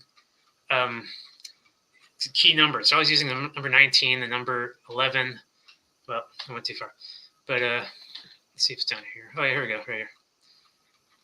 Sorry, 1 second. Okay, so here's a map of the Napoleonic Wars over time and his crazy loss of 500,000 people as he invaded Russia. Other people than me have pointed out that this has to be a lie because these numbers are fake. The story makes no sense on its head, and there's a lot of other unanswered questions here. One question is, why did all of the maps change from the 18th century to the 19th century? It looks like after this Napoleonic War, the Earth looked different. We see like the Grand Canyon starts showing up on the maps where it wasn't there before. We see the Himalayan mountains, which weren't there. We see the island of California is no longer an island. It's somehow merged or fused into the continent of America. Let's see if I can show some of those pictures down here. And then we see mud flood in all places of the world. We also see neoclassic architecture everywhere in the world. The explanation for neoclassic architecture is that in the 18th century, due to the so-called Renaissance, everyone on Earth started building all these buildings everywhere on Earth, like even in Melbourne, and people in places that were at war with each other, with no explanation. And then even more no explanation, in the 19th century, official history says that we lost all of the technology and ability to build these buildings. Started building them differently using brick or wood. By the way, these buildings were fireproof, energetic, they were way safer. That movie Ghostbusters points out that, it must have been a genius that built these designs because they seem to harness energy. Yes, they do. In a lightning storm, in a devastating cataclysm, this would be the best place to be, which is why they were all built by the Reoccurring Empire under the instruction of the priests, because they remember the old cataclysms. They just want to make sure if there was ever, say, God's wrath in the future, that these buildings would be prepared for them. And it's why they have these shapes. A lot of them have metal antennas right there at the top. So something happens. These stars appeared on our planet. The Electric Universe people researched it and say that it was some kind of secondary discharge that looked like these curves of plasma that hit these regions and scarred them. They're convinced this happened. They looked at Utah, and I've been in these places too. You drive through Utah and you'll see that all of the terrain of Utah is not explained by geophysics at all. It's not going to be subduction causing a mountain. It's not going to be a volcano. These areas look melted. Let me actually pull up a video that I just got today. And it is... Nope. Bear with me. No worries. All right. Okay. Nope, that's just the neoclassic architecture. Okay, that's mud flood. There's another video I just found today I'm really impressed by. And it was showing all of the melted regions at once. Wow, it's not going to work. Okay, I'm just going to pull up the file.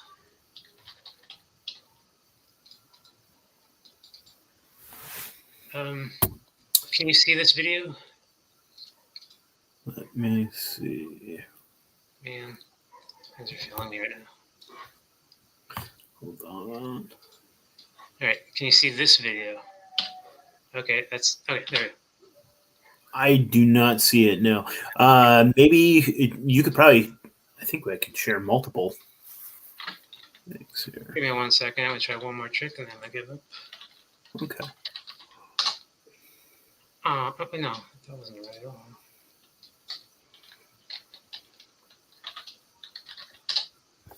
Boom. All right, check this out. Okay. So it's a video I found today. And it was just saying that take a look at all this architecture. I mean, it looks melted, right? It looks like these rocks had sort of fused and grown over them, over the structures, as opposed to somebody going into these mountains and just carving these structures out. So again, this is someone else making this connection, but you can easily make this connection if you look at any one of these sites. Like I said, just Utah alone has a bunch of locations that there is no explanation. You'll find them online, but you'll still notice that they're really sort of spurious. The explanations will be, say, there used to be an ancient ocean bed, 5 billion. My old 0 is 4.8. Yeah, 3 billion years ago, ancient ocean bed in this region, and it created stalagmites, and then the ocean went away, and then subduction made a mountain. I mean, crazy explanations, but you have to add in billion years, and they still don't really explain how they got, that way. So those are the buildings. But let me point out that it's also.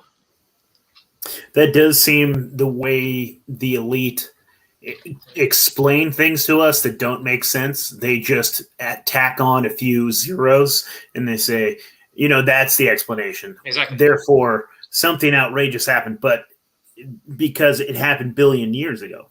Yep. Yeah, absolutely. I should use my search here because, it's the dendritic patterns that were created by the scarring that are most apparent. Let me see if I can find that one. Scar. And here we go. So this electric universe again pointing out that these are dendritic patterns. It's not something that water or rainfall or anything can make.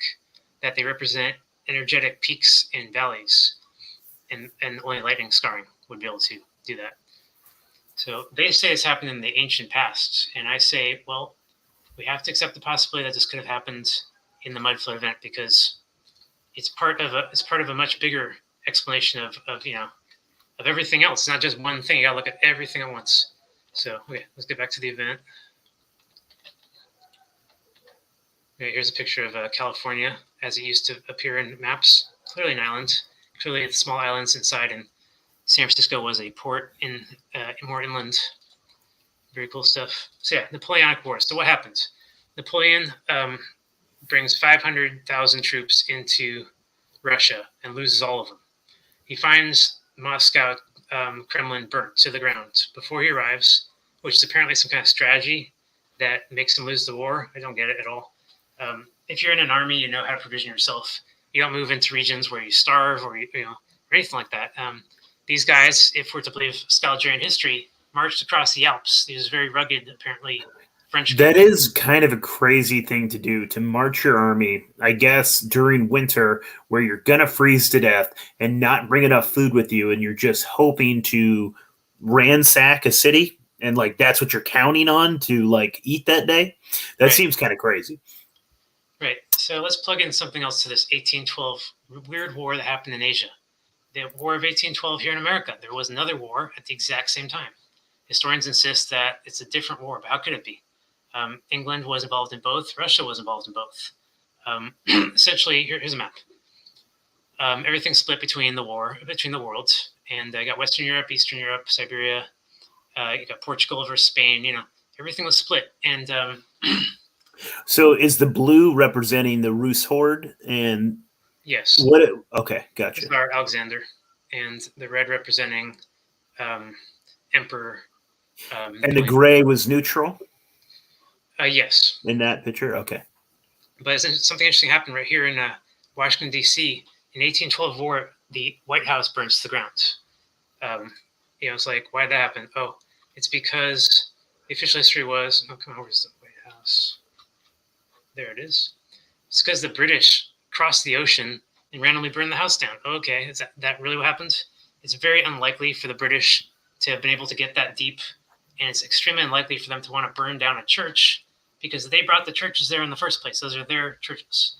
So who burned the churches down is a big phobic issue in history. The historians will not accept that churches could have ever been burned down by an atheistic local population, because of course this explanation goes against the church's authority, and the church is mostly in charge of history.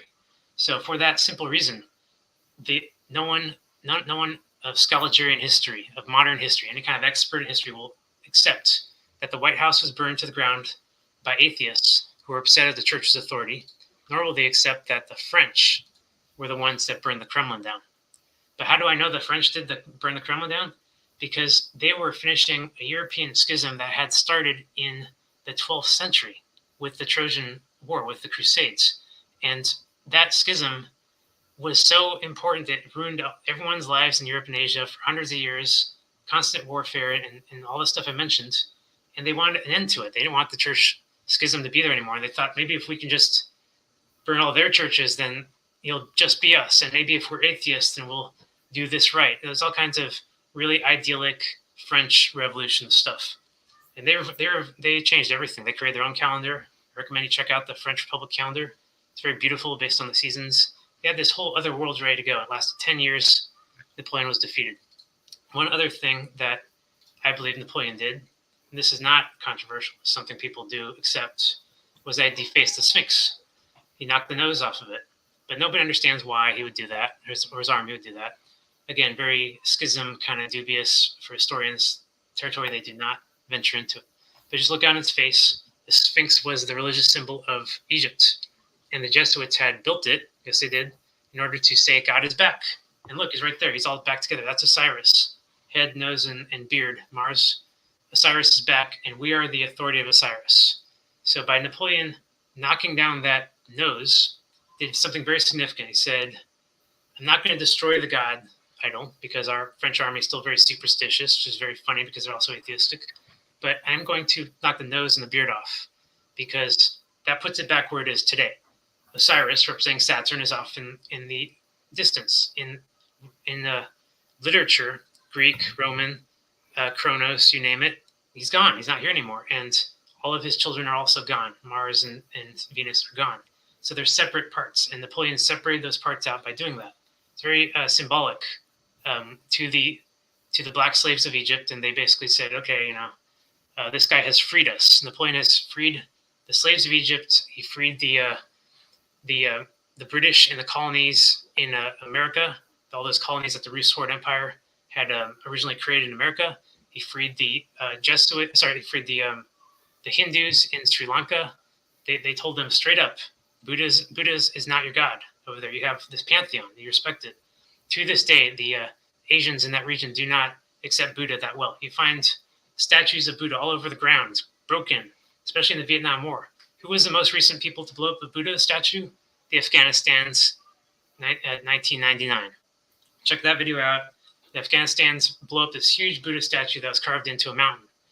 And it's undoubtedly the reason why we went to war with them in 9/11, 2 years later. They were saying a message to the world. Buddha is not our God. We are something else. Everyone said, oh, they want Islam, right? I'm like, no, they're not Islam either. They want something else. They don't like these Western Jesuit religions influencing their indigenous religions. They're constantly fighting that war, and they're still fighting it today. So you can see throughout Asia and throughout the Jesuit expansion that Napoleon did have something to do with 4 different religious icons in those regions in a very significant way. And he put his own religious icon up. He created it's not him really, it's all the French people. They're all together in this huge collective coming up with all these new ideas. They're going to make this huge statue of an Egyptian woman carrying a torch. And she's going to, it's going to be set up across the Nile River. They're going to create the Suez Canal. And it's going to welcome all of the ships from the east into the west. It was a peace mission. It was a peace statue. It had no real religious significance. It was just symbolic. Guess what?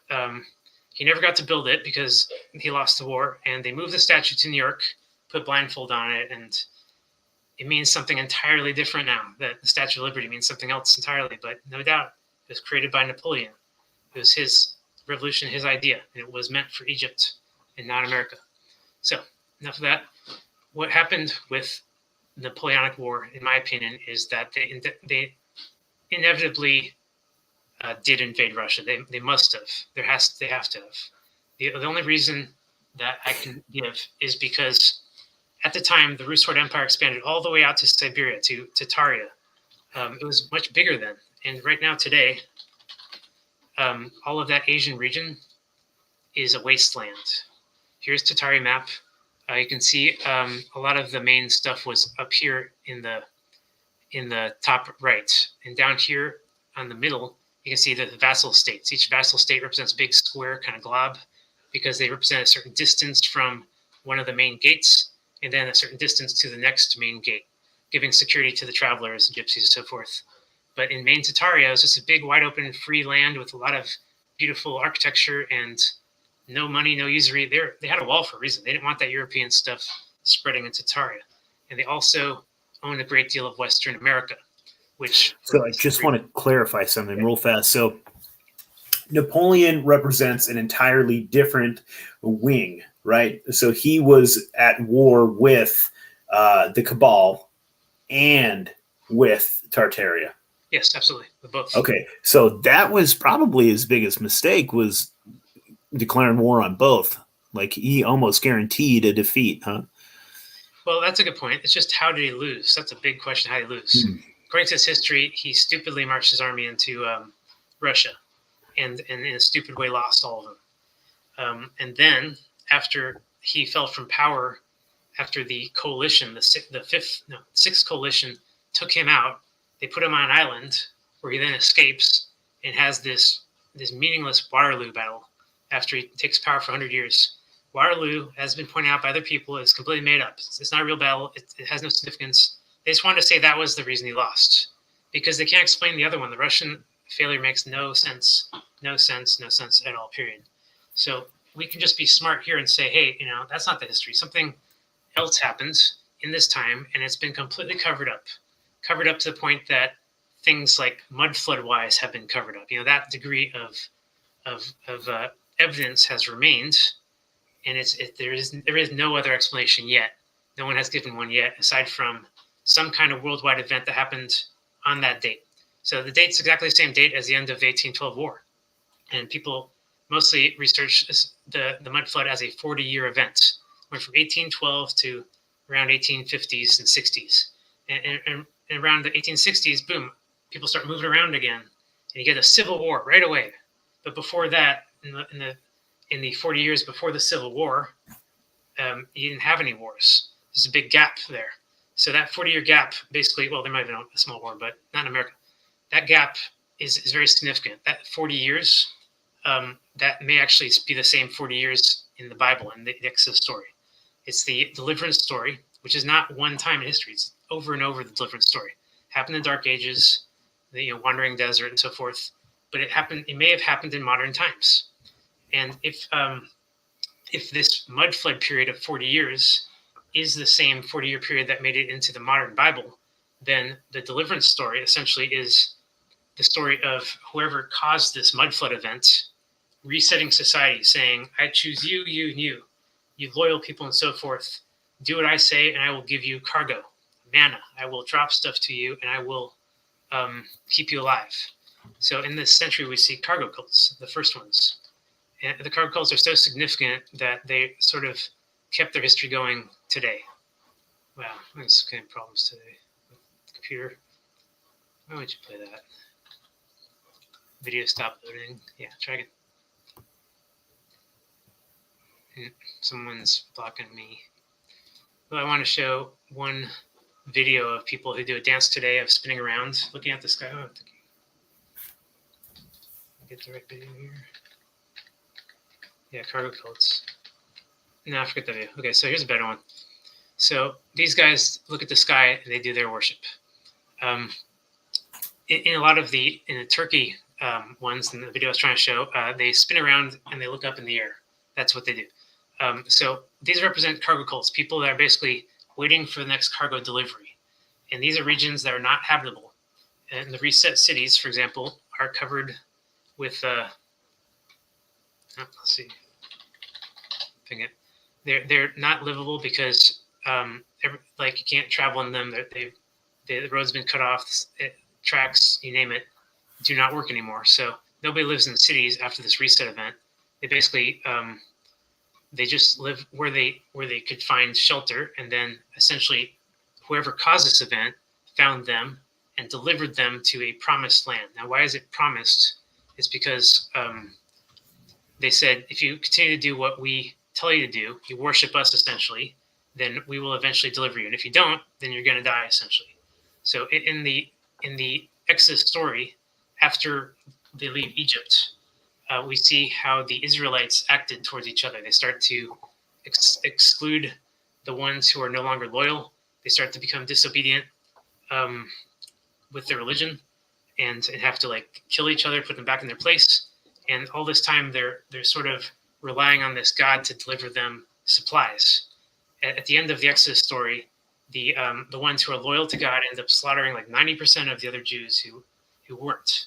So all I'm saying is this is a metaphorical story for an event that constantly happened over and over in our society. It's probably happening right now somewhere, like in Africa, where people are so low in resources, but somebody has the keys to those resources, and they say, I want you to worship me. So anyway, the Mud Flood event does have a lot of this sort of resetting of civilization. And after the 19th century, in modern time, you got people who really, really believe in God's authority, that he really does mess with human affairs. And if that we piss him off, he will actually come and show up again and punish us. So in this event where people saw the sky open up and rip in half, change color, they saw things shoot from the sky and burn the airships and so forth that existed at the time. And they saw this blood rain fall from the sky, blood because it's the color of mud. And it's very unique compared to normal rain.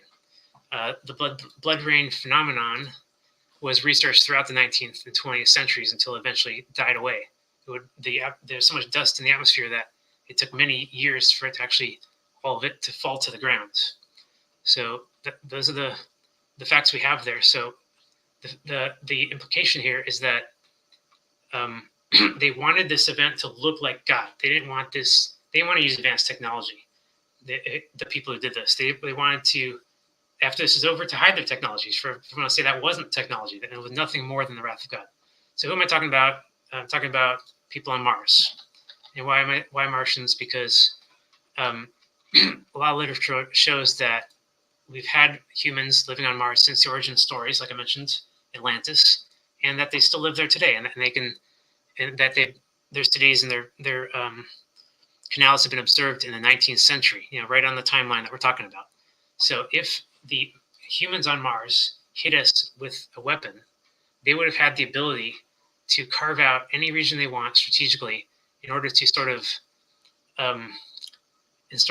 control the outcome. They're not going to be random about it. They're going to make sure that all makes sense. Like the Bering Strait, for example, that used to connect the roots toward empire. It used to be one big empire because they crossed that strait all the time. Now the strait's gone, and scientists tell us that it was never rock, it was ice. But more likely, since it appears in old maps as rock, the Bering Strait was carved out in this event and no longer appears today, for the purposes of making sure that the roots toward empire would never come back, would never restore itself as the main threat of the deep state. Here's The Simpsons. They showed this laser. They showed this one episode, Halloween episode, where America gets taken over by the two-party system, the Democrats and Republicans both being aliens. Like, ooh, they got us there. And what they do, they enslave Earth, and they build a laser, and they point it to another planet. That's what they showed in this show. And like so much other things that they show us, that really doesn't make sense to us. This could qualify as predictive programming, meaning they're telling us literally, this is fiction. Do not believe in this. You saw it in a cartoon and you laughed. It's not real.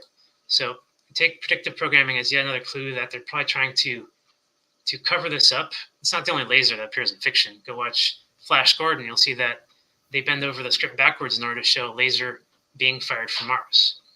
I've got a lot of old paintings of blood rain, of rocks falling from the sky. In particular, you see the humans and animals dying.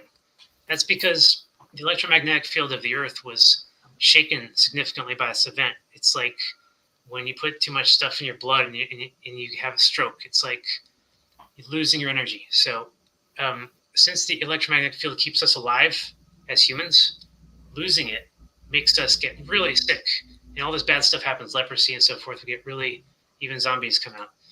And the giants, they suffered the most because they require the most energy. So they sort of got taken out by the health of it. But there was this other reason. They were so big and they couldn't hide from the lightning strikes. So we have giant mounds all over America and other places in the world. These giant mounds were all erased by the Smithsonian Museum.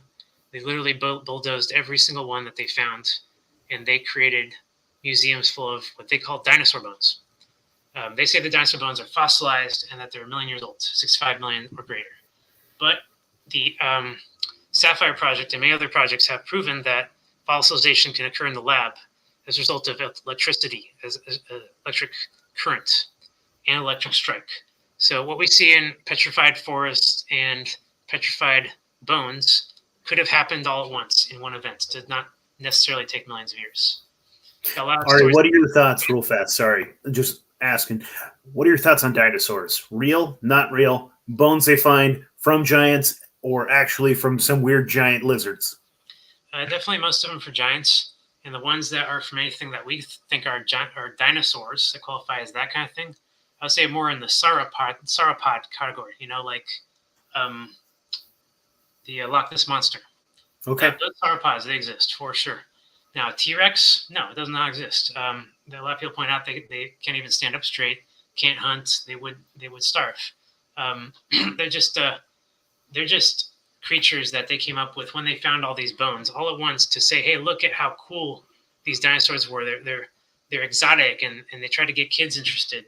Biggest example is a Stegosaurus. Just think about a Stegosaurus. You understand that it would be impossible for them to breed. They cannot mate. Stegosauruses cannot mate, cannot get on top of each other. So simple things like that, contradictions like that, disprove a big swath category of dinosaurs. All the ones. Also, they would be so heavy. Yeah. That was something that someone was pointing out. It was like they're supposed to be the size of like a blue whale, and like these whales, they can't even breathe because they're so heavy when they come on land that they can't. Exactly. Yeah. So sauropods are an exception because they can go in the water and mate in the water, and then can come back on the ocean or the land and eat. Yeah. So yeah, they existed. This is a clip here. Very common to find clips like this. People saying, this is such a great tragedy that somebody went and destroyed these mounds. They never should have done that. Yeah, they're just covering up evidence. These giants used to exist. One of the few mounds that still exists is the Serpent Mound. And why does it exist? Because that's so cool looking. Where is that, Ari? Oh, that's right here in Georgia. That's where I live. That's not beautiful. Too far from it. I haven't visited yet. Yeah. I'm kind of suspicious about this one, the one that they left. First of all, why they leave one. Second of all, why is it like a snake? Third of all, why is it in the direction of the zodiacs? Why is it pointing to zodiac directions on Earth? Maybe they're trying to imply that these giants had zodiac religion. I think that's very, very dubious. It doesn't really matter. But we don't find many mounds left over. These are definitely giant mounds, and the official story is that they were 7 feet in length. That's how they're giants. But more realistically, they're much bigger than that. And in the Mormon Bible, in the Book of Mormon, they're described as extremely big, like we're cricket size to them, that kind of thing. So I believe that they're all scales of giants, big ones, small ones. You got tall tales, right? Tall tales of Babe the Blue Ox and whatever the guy's name was. Giants in America going around chopping down trees. Paul Bunyan. Paul Bunyan, thank you. Yeah, I grew up near a giant statue of Paul Bunyan. So yeah, exactly. That's real. My childhood. He probably didn't look like he looks in the statue. He looked like probably just big, fat, hairy giant. He didn't wear flannel? Say what? He didn't wear flannel? It might be not. I don't know if they're around it. I think he had flannel and suspenders, and that. Yeah, that's funny. Possibly. So these tall tales, they weren't fiction, and the word tall didn't mean false until the 19th, 20th centuries, when people stopped believing in giants because there was no much evidence of them anymore. But yeah, they were definitely here in America, and they did not get buried on purpose. These are not burial ceremonies. These giants are buried randomly, in random order and position, and like their animals are often buried with them in random order, and then their tools are buried with them. And a lot of times people will say, oh, they're bringing their tools with them into the afterlife. Come on. No, they're literally just standing there, and they're holding their tools, and something killed them and buried them over all at once. It's the only real good explanation here. Every other explanation is kind of a stretch. So what could have caused the burial? So yeah, the mud flood event, I suggest is an energetic event, because in order to understand where the mud came from, you have to define the source of all that energy that pushed it. If it's a shovel, or if it's heat, or if it's lightning, you got to find the source of all that energy. I believe that the energy was simply a device constructed on Mars that let energy loose through the atmosphere. It's very simple to build a laser that lets energy through the atmosphere. You don't even have to target the Earth, because the Earth is the closest thing to Mars. When they're in proximity, that energy will guarantee flow to the Earth's surface. And it'll guarantee coalesce to a point and strike the ground. It's easy to do. Now, if they did that, the only thing that they'd have to be aware of is to predict and pinpoint the exact location of that charge. Otherwise, they would destroy things they didn't want to destroy. And yet they left all this evidence behind. The mud flood, I don't think that was intentional. I think the mud flood was not intentional, because here we are talking about it. I mean, they really covered everything up well, but not this, because they can't. They can't cover this up. There's just too much of it left. And they can only say it was something else at this point. So I have to assume that the mud flood was not intentional. It was an accident. I call that the secondary discharge theory. Let's see if I have that down here. Secondary. And that's where they use the laser too many times, for like they're shooting places for like a straight month or something. And this energy has to go somewhere. The laws of physics say you can't destroy energy. So the energy destroys the location they want, and that goes into the Earth, and the Earth heats up. And eventually they used the laser too much that the energy came straight back up out of the Earth again, using the old crevices. And this destroyed the West. There was nothing here in America in the West. There wasn't much of a kingdom or anything to be threatened of. There was a lot of ports, Russian ports in here in America on the West Coast, but they weren't a threat to anyone. And South America wasn't really that populated. So I don't believe these regions were purposefully destroyed. I think that they were accidentally destroyed by a secondary discharge after laser was used too much. This is just my theory. And if I'm wrong, then they have to explain why they left behind so much evidence. That the California island is the biggest piece of evidence. And one of the clues that the California used to be an island was that it has this location called Hollywood, or Holywood, which used to represent the entire northern California region, not just the town, which has no forest, but the redwoods. And the redwoods are a unique forest, big trees. That's where I'm from. Great, excellent, yeah. The redwoods having big trees and not found anywhere else on Earth has to mean something. It might mean that this region was better protected during this event, where trees, tallest things everywhere on the planet, could not survive lightning storms and were all destroyed. All the trees on Earth, all at once, all destroyed. Here in the savannah, we got these awesome-looking trees, but none of them are over 200 years old. 200 years is like when they all start growing again. So all the trees are wiped out except for in the Holywood of California. And I know why that happened. It's because, I've been studying plasma physics for a long time. Plasma physics rules the universe. It's very convincing once you understand how that works. And all that energy is flowing into America, flowing into these islands, going around the islands and into the water. The energy goes to the point of least resistance. And this island of California represented a sort of energetic bubble that could protect the forest as the energy struck, which is why we find trees in the redwoods, which are bigger and older than anywhere else on Earth. So this Holywood, as it was merging into the continent of America, the forest survived miraculously. That's my little story there. So yeah, moving on ahead. In modern times, essentially the 1812 apocalypse was yet another reset. Like that 1492 was a reset. The fall of the Golden Age was a reset, but the 1812 one was the biggest one. It left the most damage behind. It caused the biggest change in human culture. It removed elements from our society, like giants, completely gone. No more giants. It made people believe God was a real influential affair in human affairs, which they still do today. I know my family does. My parents definitely raised me to believe that was the case. And you got people saying stuff like "bless you" when you sneeze. Why do they say that? There has to be a good reason for it, not just superstition, but tracing it back far enough to this 1812 reset. People saw a connection between health and religion. All of the disloyal to God were suffering the worst outbreaks of leprosy and so forth, and the loyal in the churches, for some reason, they're healthy still, because, like I said, those churches were designed for this event to take that energy and harness it and survive lightning storms. And so real quick questions. Yeah, sorry. My buddy again asked, why is Tasmania listed? So I'm looking at that photo that you have up here at the map. My buddy Drew, he's actually from Australia, and so right down there, Tasmania. They're listed on the Reoccurring Empire. Do you have any info on that? No, not really. Is there a reason why? Okay. I thought that the British had colonized that region, and I guess my point is that the British stole all of their history from the Russians after the 1812 war. So everything that you know as British in literature, including the Declaration of Independence, they're actually referring to Russia. And why do I think this? For a lot of other reasons, and besides what Fomenko says, there's a lot of clues here.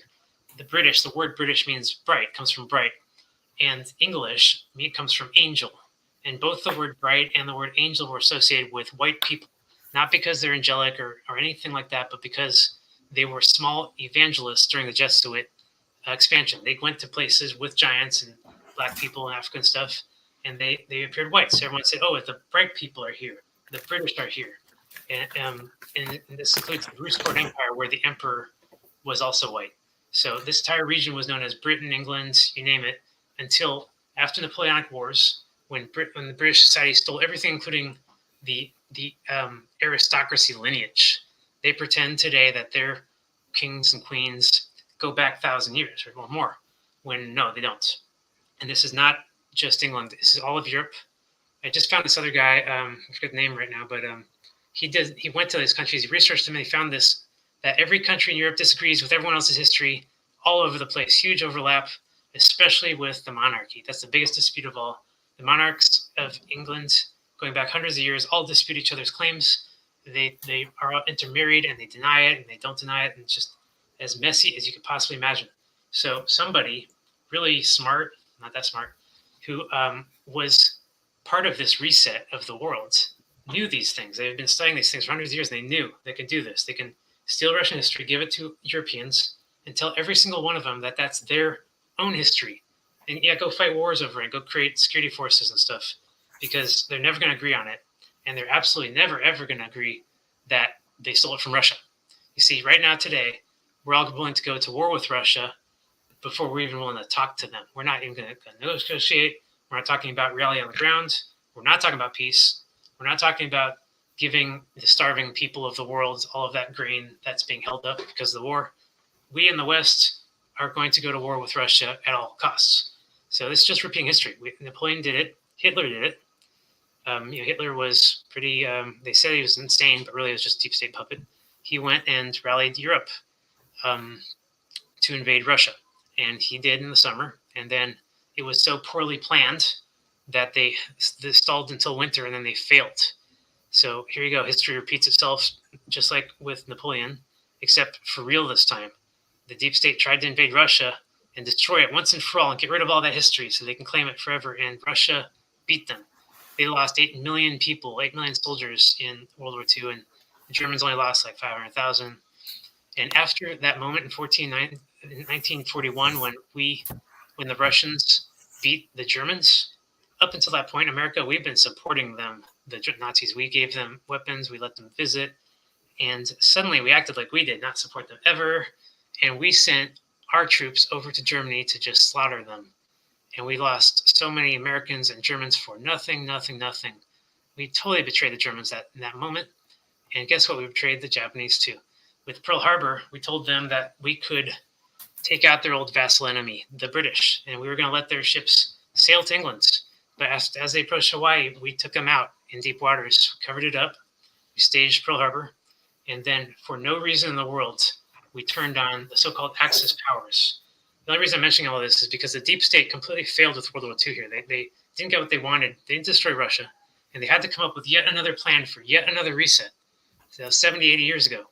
Books came out back then predicting this event we're seeing today, saying the powers that be didn't get what they wanted in World War II, and they're going to try again. They're going to attack Russia because Russia has all of their history, all of the technology, you name it. They are the linchpin for all of our world problems. I'm not saying the Russians are better. Not what I'm saying. In fact, all of the good indigenous Russians of history have been wiped out a long time ago and replaced with, more Central European Slavics, and we're all mixed now. There's no reason to be racist anymore. We're all just one race now. But Russia, with all of its crazy history, is going to eventually unlock the deep state from its power grip of the world by pointing out simply the obvious, that all of our history is connected in one unified history. We don't have any reason to split it. All our world religions are unified too. They all came from the same place. And essentially things like usury, like money, have no authority. It used to be God's authority, but here in America, we just created the federal government and said this is their authority, and this is entirely fiat. This is out of thin air. And at some point, the Russians are going to point all of this stuff out. And well, I won't go into that, but yes, we are facing another reset right now, and it's only because the deep state didn't get what they wanted. Every time they reset, they either get what they want and last hundreds of years in power, or they fail and they have to start new plans. And so we're seeing the new plans right now. Essentially, war with Russia. We're seeing another food shortage apocalypse. We're completely repeating 1492 right now. Food shortage apocalypse is contrived. It's not real. It's being held up by ships at the docks not being allowed to dock and stuff, and by this fake war that we're having with Ukraine. In the meantime, they've did this vaccination campaign worldwide. It's not like we have any one government that was able to resist this, with the exception of Russia. They were able to make their own vaccine, so they're kind of on top of it. And then we have these 5G towers all over the place, installed all at once. Whatever they're planning is bad. It's going to be really bad. I don't think there's anything that can stop it. But when it's over, when this next reset's over, if the deep state isn't in charge, it's a winner-take-all situation. If they can't get what they want out of this situation and be in control of the earth with a cashless society, everyone has they can identify you remotely, population control up the wazoo, less than 5 billion population, less than 1 billion population worldwide. They'll start releasing technology. They'll make our life, super great. We don't have to worry about food anymore as long as we give up meat. And why do they want us to give up meat, Ari? Man, they will never give up meat. I'll guarantee you that. Meat represents one of our last sovereignties. If you can raise cattle and slaughter them, then you have an element of freedom that is extremely powerful and influential with your society. You can save people's lives around you. You can do anything you want. If you lose that, then you have to find some other food source. What do we got? Farming? Well, guess what? They've already split up the farming. They separated the fertilizer from the seeds. A long time ago, 19th century, they did this. And today, you can't be a farmer and have your own seeds and do your own farm unless you're off the system. If you're off the system, then you have a hard time getting into grocery stores. So they divide and conquered us to the point that we can't make our own food. And to get rid of meat, they're going to basically convince us that it's bad for the climate. These videos that I'm seeing about meat, I cannot believe. They're saying, cows are bad for the environment, and maybe we have to get rid of them. But this was predicted. If you watch that movie, Children of Men, you'll see that a lot of this stuff was actually predicted for 2027. And at the beginning of that movie, you see a bunch of cows destroyed in the field. They're all burning. And I've never understood, last 20 years thinking about that scene, 15 years, why that would happen in our reset, the next reset. Why would they kill the cows? I didn't get it. And now I'm finally seeing it happen for real. These farmers are coming out with stories. They're saying the government is paying us $2,300 a head to kill our cows. And if you refuse, then they're going to show up and they're going to kill your cows. And then they're going to put the money in your bank account. And there's nothing you can do about it. Our government's been at war with the farmers. Jade Helm was an invasion of Texas by our federal government. It was a serious incursion. It wasn't what the media likes to portray it as, like some kind of joke. And we've had some standoffs in the West Coast, in Oregon, and in California especially. These standoffs with the federal government are over our sovereignty. They're trying to take our every last thing away. It's not just guns, everything. Our ability to take our own water out of the ground, everything. To collect water that comes out of the sky. Yeah. That's illegal. Yeah, it is. Yeah. So that 1492 reset, they did the same thing. They just came up with these contrived reasons to kind of take out the population and reduce it down to what they thought they can control it as. And then after about 100, 300 years, population grows again, and boom, they have to do another reset. They are like Thanos, just like in the Marvel stories. They really believe in what they're doing. They really believe that if they can get rid of half of them, that the other half will be grateful, and they'll say thank you, and now we got this, and we will stay austere, and we won't go beyond our means. Won't ask for our sovereignty or our rights anymore, and we'll let the deep state have full 100% control of the human race for us. So, all right, real fast.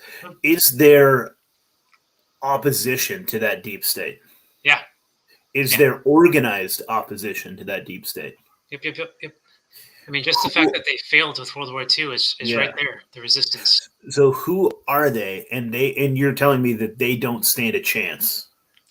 If you and me, anyone that you've ever met in your life, is not really part of this. We're the lower echelon of our society in a deep state pyramid, and they are so many layers above us. Up there, they do the only means of control of anything.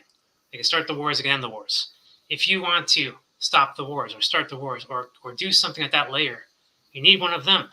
You need their help. And that is the hardest part because they're all a big family. So what has happened was that the deep state has never, ever been of one unified mind. They've always had internal divisions. They always will, because families always do. And their internal disputes have become so broad that you can actually point out who they are in history. Napoleon was an internal dispute. He was raised by deep state. He was supposed to be this one thing. He completely turned on them. He completely turned on them in this big, massive way. So do you think that could be maybe a saving grace if one of them someone powerful enough turns on the deep state? Right, exactly. That's exactly what I think happened with Trump. He's raised in our garden. He's nothing special, except he was born and raised to be a president during the downfall of America. He wasn't supposed to win in 2016. He was supposed to lose to Hillary. And then he was supposed to win in 2020. And that, everyone elects him to put a man in charge, and let's try a man because they were so mad at Hillary for 4 years of America's economic downfall, which is all planned. And then he would represent another 4 years of downfall. So we blamed Obama, the black president, for 8 years downfall. Then we blame the women. Then we blame the man. It's just a 16-year plan that they had. All of these same guys were raised in the same place, and they all have like Jewish blood in them. Like Obama's part Jewish and Hillary's part Jewish, and they're all related. But Trump represents this major deviation, almost like a Napoleon-style disruption of the plan.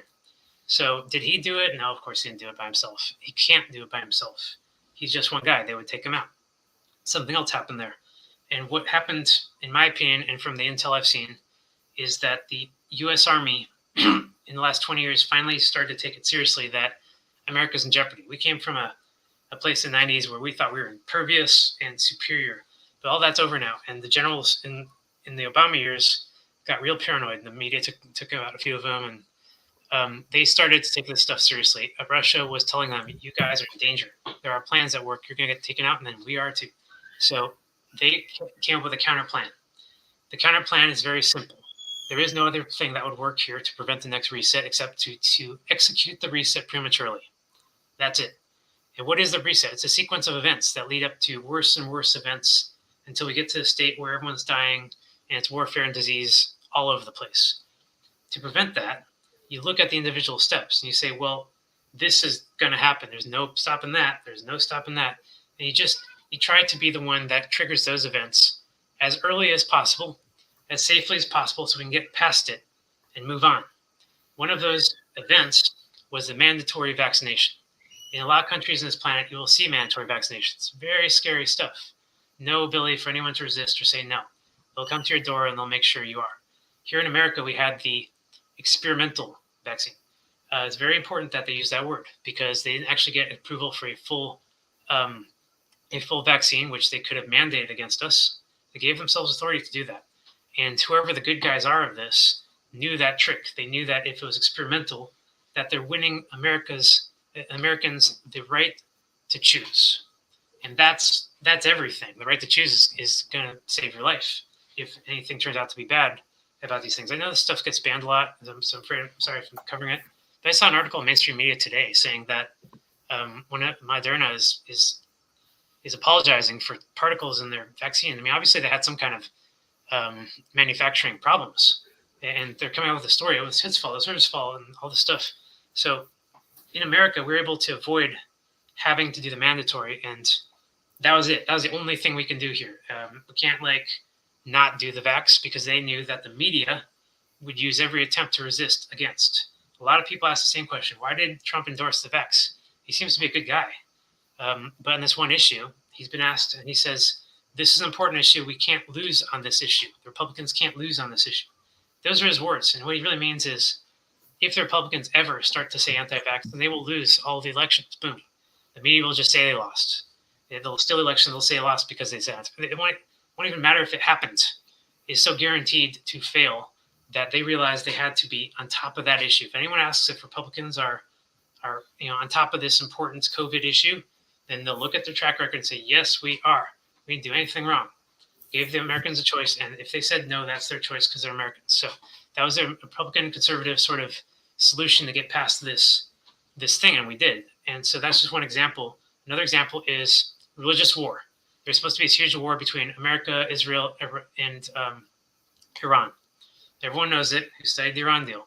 That deal is designed to bring us to war. It's supposed to bring us to fake peace under the idea that we're splitting uranium so that we can never go to war. And then the Iranians break the deal and they make a bomb. I don't believe in nuclear bombs. I don't think they exist aside from depleted uranium. The fission, fusion, fake. But the Iranians are going to use this example or this excuse to go to war with America. And Americans are going to say we can't allow them to have a bomb. And we're going to use this excuse to go to war with Iran. And why? Because the Christians believe that God will protect them in a war, and the Iranians believe that God will protect them in a war. So this World War III was inevitable. It was going to happen, and the good guys saw this. And so they created the Abraham Accords. That was under Trump, and they went to Israel, and they went to the Emirates, and they signed this accord, and they said, hey, if war ever breaks out between our religions, we're going to do this, this, and that to prevent it. And by the way, Abraham Accords, right? I mean, that's signifying unity between Abrahamic religions who were destined to go to war. So those accords prevented World War III from the religious aspect. And now we're only seeing the Russia aspect, Russia-phobia, which is essentially based on nothing but Russia-phobia. Removing the religious aspect from World War III made World War III completely sanitized. What we're seeing right now is not really like war. It's just stupid border skirmishes in Europe. We have avoided World War III, and they are not going to be able to trigger it again later. Not with that reason, not with this reason. And that's what I mean by executing the reset prematurely. I've seen from the intel, everyone agrees that that's what has happened, that we went step by step and we got past the scariest points so that we can get through this alive with sovereignty intact without them having the ability to do it again in the future. And that's why I say winner takes all. If they lose, if they can't get what they want out of this reset, then they lose all of it. Then it all gets exposed. Then these details you and I are talking about will suddenly become mainstream and not forbidden anymore. And people will say, geez, we were in such a delusion this whole time. We knew about these things and masons and symbols, and everyone in our society was so phobic to research it because TV told us we're not allowed to. And if Ari, then boom, all exposed. Go ahead. In your opinion, what exactly was the vaccine and what was the purpose?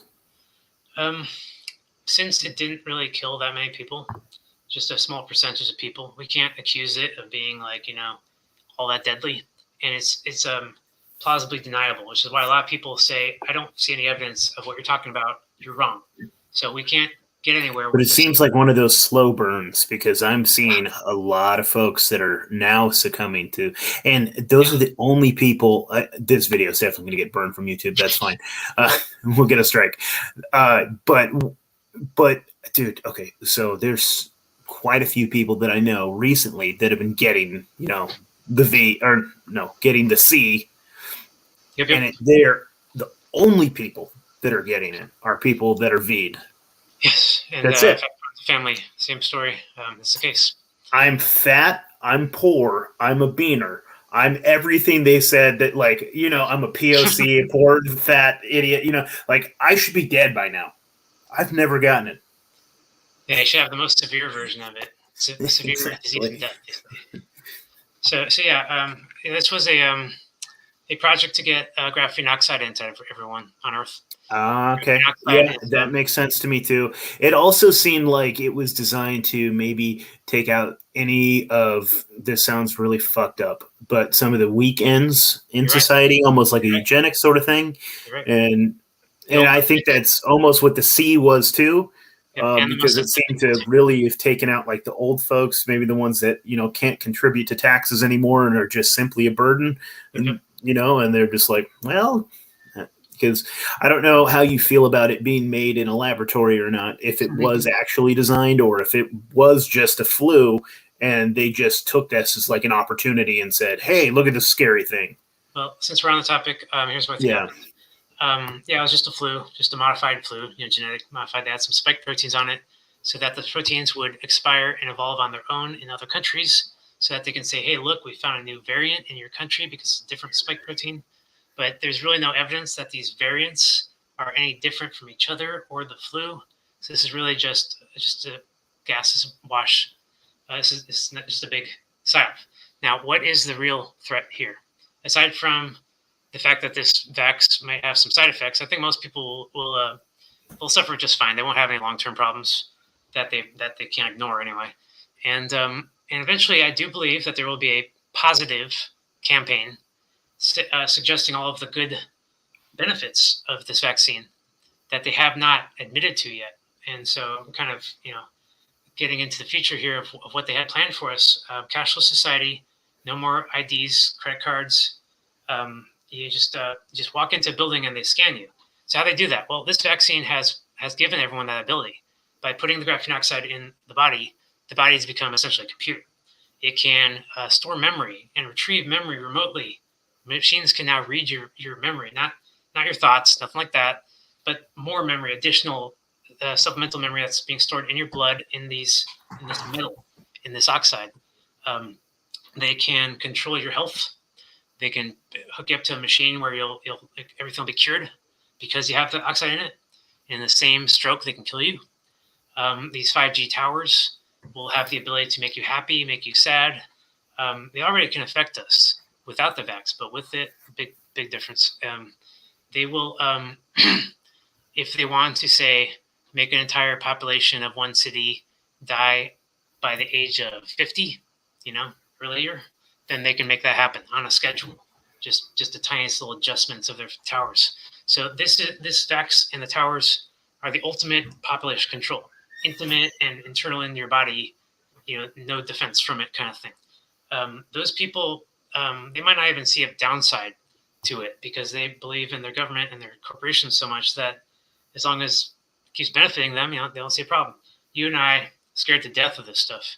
There's so much predictive programming about this stuff. I mean, the Prometheus movie is all about the black goo, and then the sequel, Covenant, is all about the plan for the engineering race to take the black goo to Earth and infect everyone with the black goo. I mean, come on, these movies are reflecting these plans, and these plans are essentially. Is that graphene oxide, the black goo? Is that what that represents? I've seen people graphene oxide and black goo lately these days. Yeah.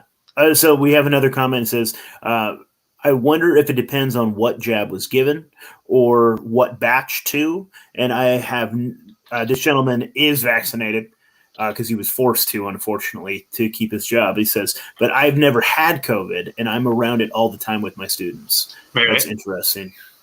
Let me grab an interesting link that you might like. Yes, it's all about batches.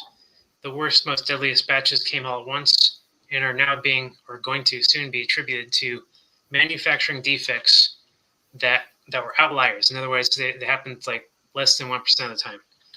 My batch. Oh man, that's a really good site. There is one. Did they take it down? No, yeah, my batch, dot whatever. Yeah, I've been there. Yeah, it's like.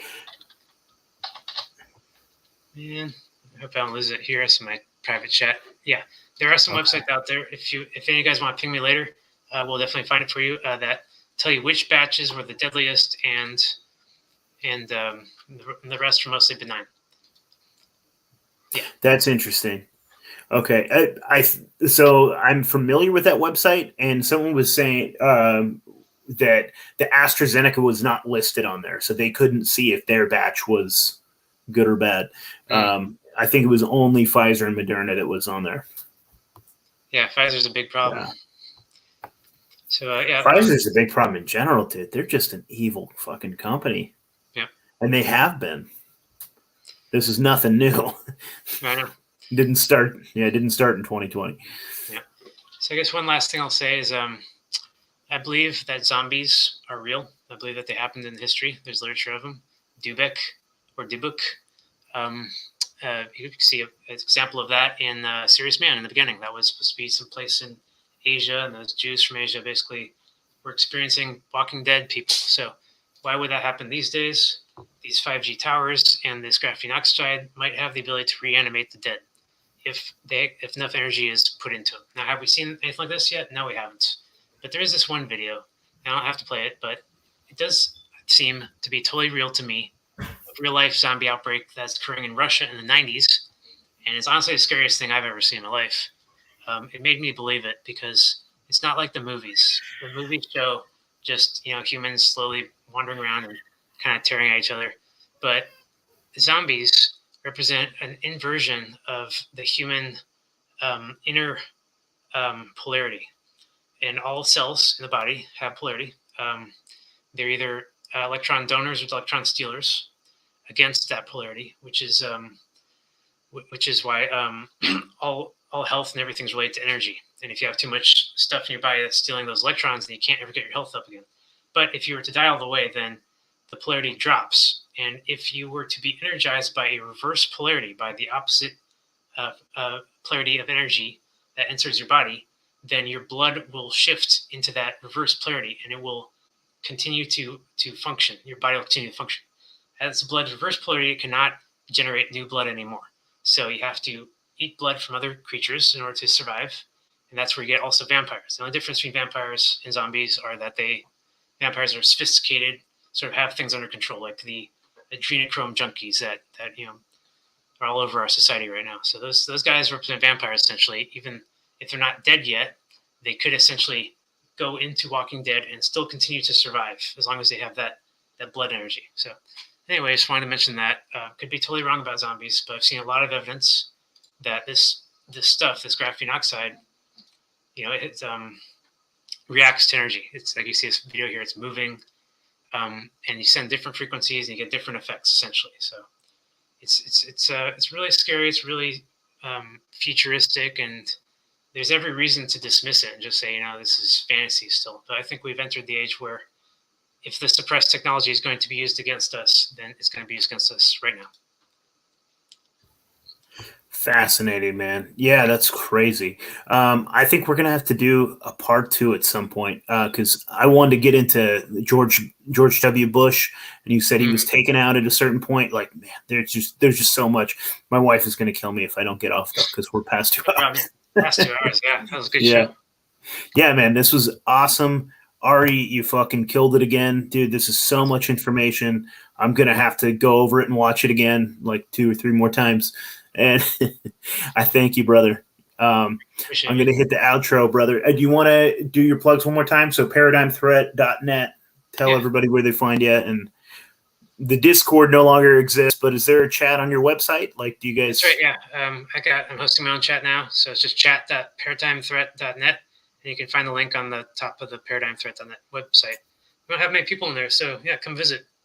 We're not going to lose anything because we're not getting censored or anything. So the research we're storing here is for keeps. Everything in Discord is gone, but everything we're storing here now is forever. I'm going to have to jump in there and hang out. Definitely, yeah. All right, man. You're definitely welcome. Thank you, brother. This was awesome. Have a good night, Ari. All right, see you later, man.